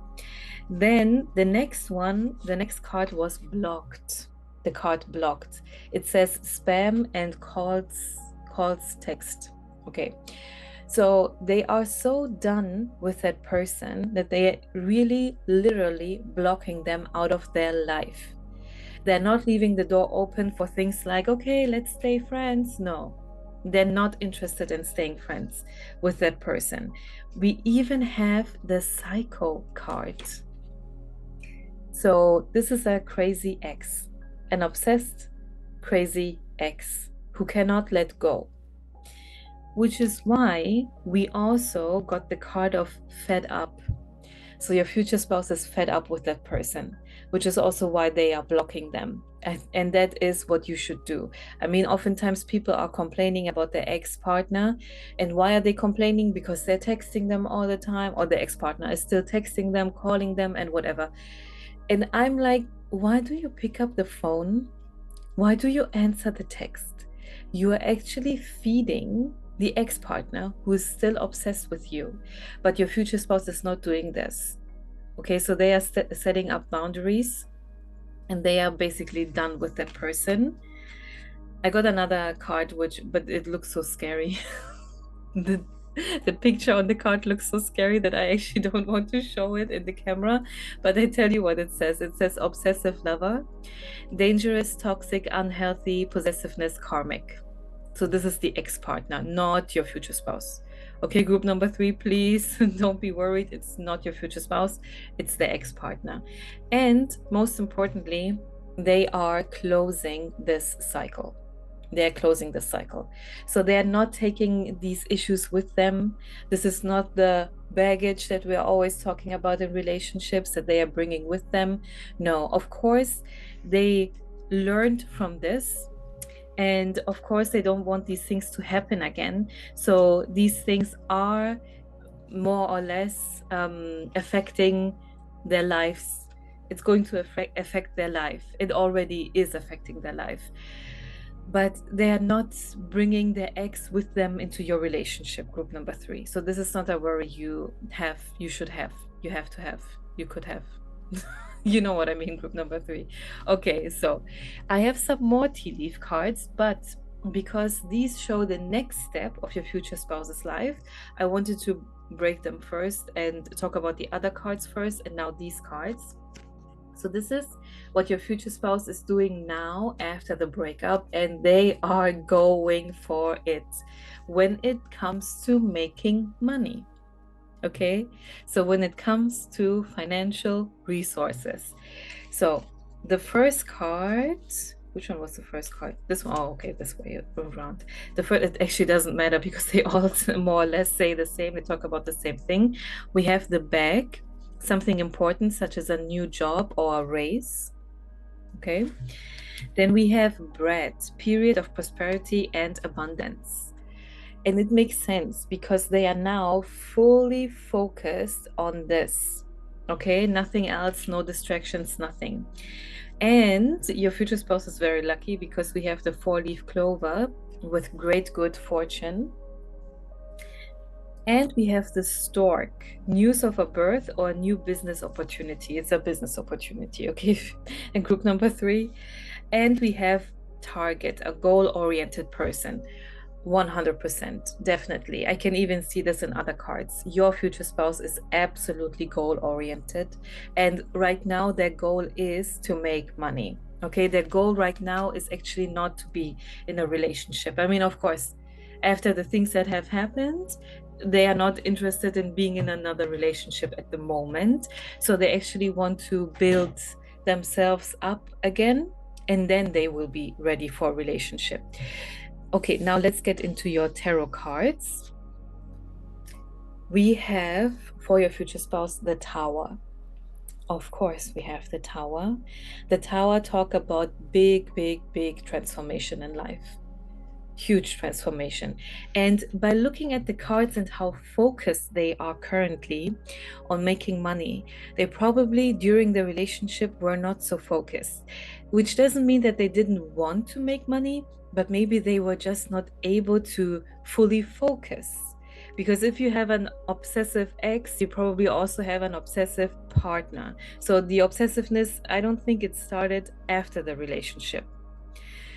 Really makes no sense. Okay, so they were definitely obsessive during the relationship, and that was a huge problem for your future spouse. So they are completely starting new with the Knight of Wands. So again, we have fire energy, but this talks about the fire inside of them. So their fire has been awakened, and now look at this, the 10 of Pentacles. They are, as I said, they are going for it. They're going for the money. This is all that they have in their mind right now. This is all that matters to them right now. And after these cards, I mean, the story when we are looking at the tarot cards, they're not in chronological order, but okay, that doesn't really matter. That's okay. We cannot always read cards from left to right. We have to look at everything in context. Okay, so it doesn't mean that this happened, that they're going for making the money, and then these cards that I will talk about now happened, and then they are going for the money again. No, the cards just didn't come out in chronological order, that's all. So because next came the 7 of Swords, and the 7 of Swords talk about someone doing things behind their back, someone being disloyal, someone playing them, because you can see this person running away with the swords. So imagine you are on a battlefield and someone you thought was your friend is suddenly taking all the weapons and running away. Okay, so this is what the 7 of Swords are talking about. Someone you, as we said, now it's coming back again, a wolf in sheep's clothing. Here you have the card again. It's a wolf in sheep's clothing. But your future spouse has been in that situation for such a long time. You can see that here with the Hanged Man. They are having enough of this. So now with the Temperance card, they are pouring into their own cup. They understand it's enough now. They have poured into that person's cup for way too long and forgot about themselves for way too long. So they are not doing this to themselves anymore. They are done with being the hanged man, and they are now the Temperance card. Okay, so they care about themselves now, and it is part of their destiny. So this is something that the universe wanted to happen for your future spouse. They wanted exactly this to happen for your future spouse, that they finally take care of themselves. I mean, of course, it makes sense. The universe doesn't want you to take care of others and never take care of yourself. But still, this is a huge message that I feel, because oftentimes when I look at the Temperance card, I think of the person I'm talking about. But this time, I can't help but to think of the angel. The Temperance card actually shows an angel who is pouring into the cup. Okay, so not a human being, but a higher being, we might say. So I can't help but to think of this. So your future spouse is definitely supported by the spiritual realm. They are definitely supported, because the spiritual realm can see that they are a very good person. They are a very good person. So your future spouse is on their way to become the King of Pentacles. Okay, the King of Pentacles, and they will be successful, which we can see here with the how many? Six. The Six of Wands. The Six of Wands talk about victory, and your future spouse will be victorious, because they are, as we already said, a goal-oriented person. They really have their eyes on the prize at the moment, and that is all they care about. I have 7-7 on the clock right now, by the way. And the last two cards were the Page of Wands and the Two of Swords. So all of these cards that I had so far, with the King of Pentacles, the Ten of Pentacles, the Six of Wands, all of these talk about what your future spouse wants and the fact that they are going for it now. These two cards don't talk about what they want, but what they are actually doing at the moment. So what is actually happening, because the other things are plans. Those are plans. The amount of money that they are going for is not in their bank account yet. Not yet. Okay, group number 3, but it will be. But these two things talk about where they actually are right now. So we have the Page of Wands, which is the beginning of their journey. So they are just starting out right now. And we have the Two of Swords. The Two of Swords talk about a person not knowing or not being able to see. Okay, so your future spouse does not know where exactly the money will come from, or what exactly their next steps are, but that does not keep them from actually going for it. So this will not hold them back, them not being able to see 10 steps ahead, but they can see like 2 steps ahead, and that's enough. That is enough for us to go for these things, because we also have to put in trust when it comes to us following our path. And this is the path of your future spouse, group number 3. So don't be worried at all. Your future spouse, if not right now, but they will be a very financially stable person, and also a very mentally stable and emotionally stable, because after what they went through, they are 100% sure that they don't want this to happen to them ever again. And they also understand, I have more cards, okay, just 4 more. Actually, your reading is much shorter than the reading for group number 1 and 3. I'm sorry for that. I hope it doesn't bother you, or maybe you like shorter readings. I don't know. Okay. Oh no, now I interrupted myself and now I forgot what I was saying. Okay, yeah. So when it comes to love, okay, just forget my sentence, because I forgot how where I was actually going, but I know what these cards stand for. So I asked Spirit, what does group number 3's future spouse actually want when it comes to their love life? What do they want in love?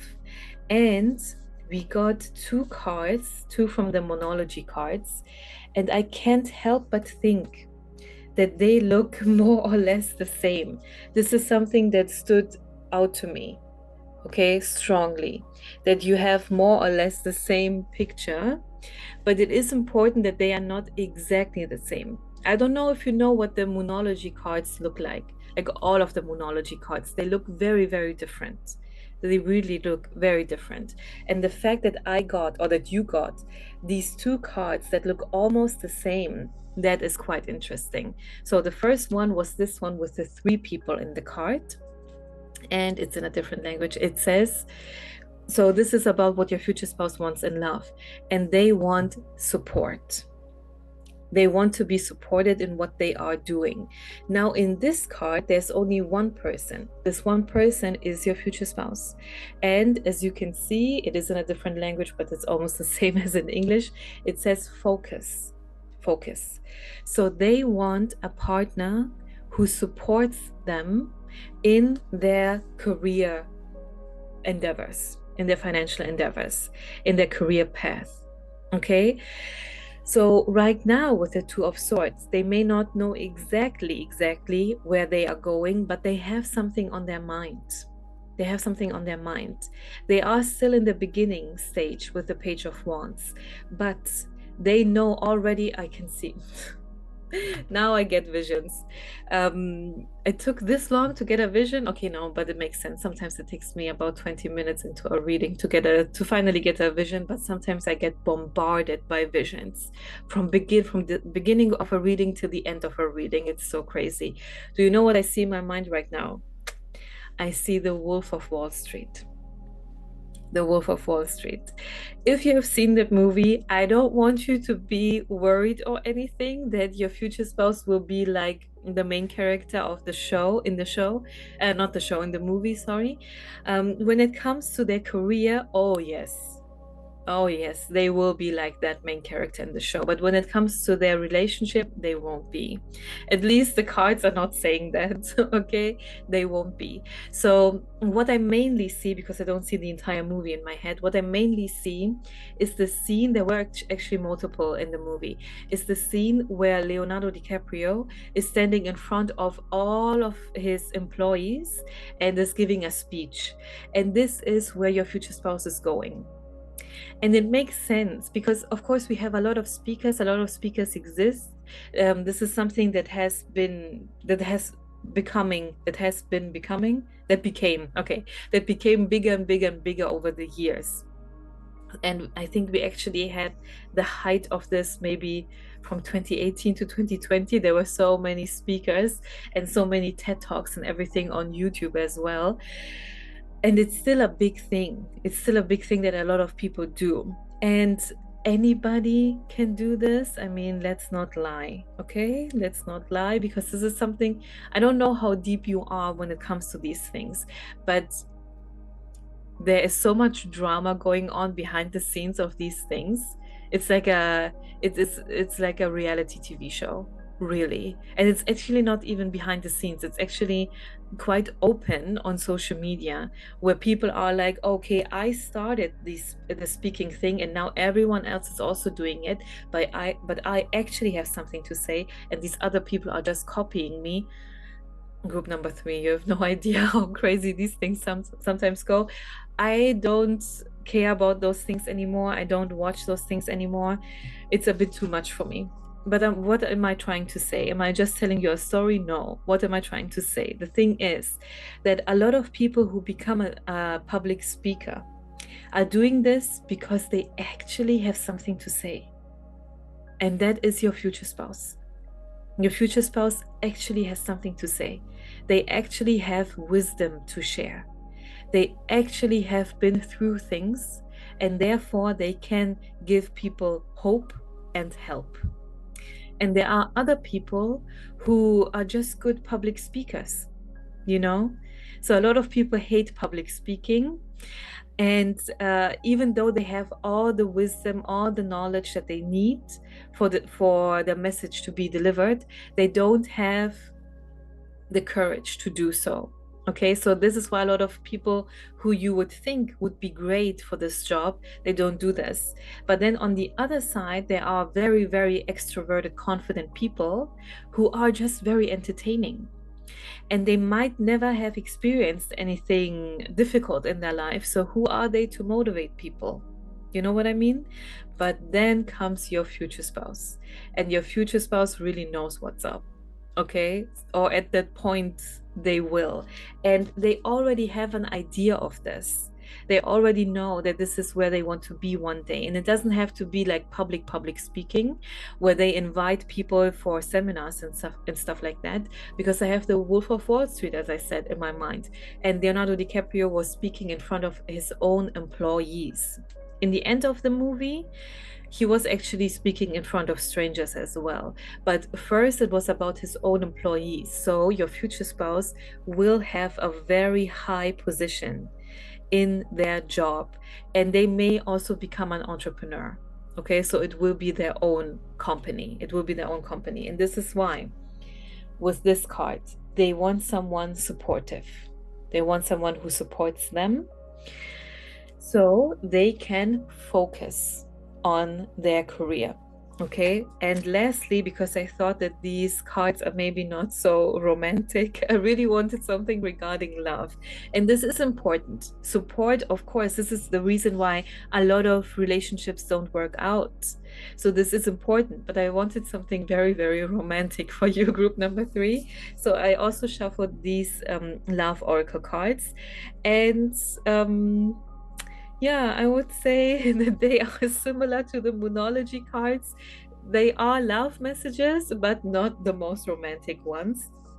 So, the two cards that came out were Trust and Transformation. And the Trust card fell out. How should I say? How can I explain? I was not sitting on this chair. I was sitting on my bed when I was shuffling the cards for you. And this one fell in my lap, more or less literally, the Trust card. And other cards also fell out, but not every time cards fall out they actually have something to do with the reading. The most important one is the one on top, and the most obvious one, the one that your eyes fall on. So I wanted to actually take back all of the other cards, and then I noticed the Trust card starts with the word transformation, and another card that fell out was transformation. So this one is also part of your reading. Okay, so first the Trust card, it says transformation occurs through acceptance. Once you accept the current situation, it will automatically transform. And the transformation card says, your relationship with one another is about to deepen. Love conquers and transforms all things. Your future spouse wants a relationship that really transforms their life and your life. Okay, and with that transformation, you two together are going to transform other people's lives. And now I have the next picture in my mind. I don't know if this is a download this time. The Wolf of Wall Street was definitely a download.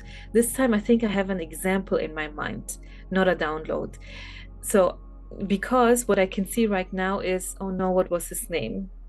Nah, I forgot his name. A very, very famous public speaker, actually. Motivational coach. What's his name? Robert something? I don't know. Look up on Netflix. He has a documentary up, or not really document, I don't know, whatever it is. And it's I'm Not Your Guru. He has a lot of these shows, seminars, whatever. But I remember this one because it says, I'm not your guru. So then you will know who I mean. And you will, of course, know who I mean. I just can't think of their name right now, of his name. He's super tall, has a very deep voice. And I was thinking of his wife, because in that Netflix show as well, so maybe you should watch that. Maybe that's a message for you, so you will know what your marriage will be like later on. There they were, I think you would call it a documentary. So they were followed by cameras over 6 days. I think it was 6 days, when they were doing the seminar. Okay, the seminar with a lot of people. It is actually quite interesting. I watched that whole thing, but I think I watched it like 2 years ago or so. I don't know how old it is. A year or 2 years ago, I watched that on Netflix. And his wife is not in every scene because she's not the one on stage, but you can also see her. And you can really tell that she was also infected by her husband's energy. And this is why she can also motivate people, be very empathetic. Okay, so this relationship group number 3 is going to transform you, it's going to transform your future spouse, and together you're going to transform people. Okay, together you are going to transform people, so you will be a power couple, group number 3. And I hope that this is something that you like to hear, because this was your reading. And if you want to help me out, you can leave a like and subscribe, and also leave a comment. That would also be very helpful, but you don't have to if you don't want to. I would like to see you very soon again, and a lot of more future spouse readings will be on my channel. I don't want to promise anything, because if you look at my channel, you will see that I haven't uploaded in a very long time. My last video was about a week ago, but before that I took many months, a break of many months. Okay, but now I will post more regularly, definitely. Okay, so thank you very much for watching group number 3. I will see you very soon again. Goodbye.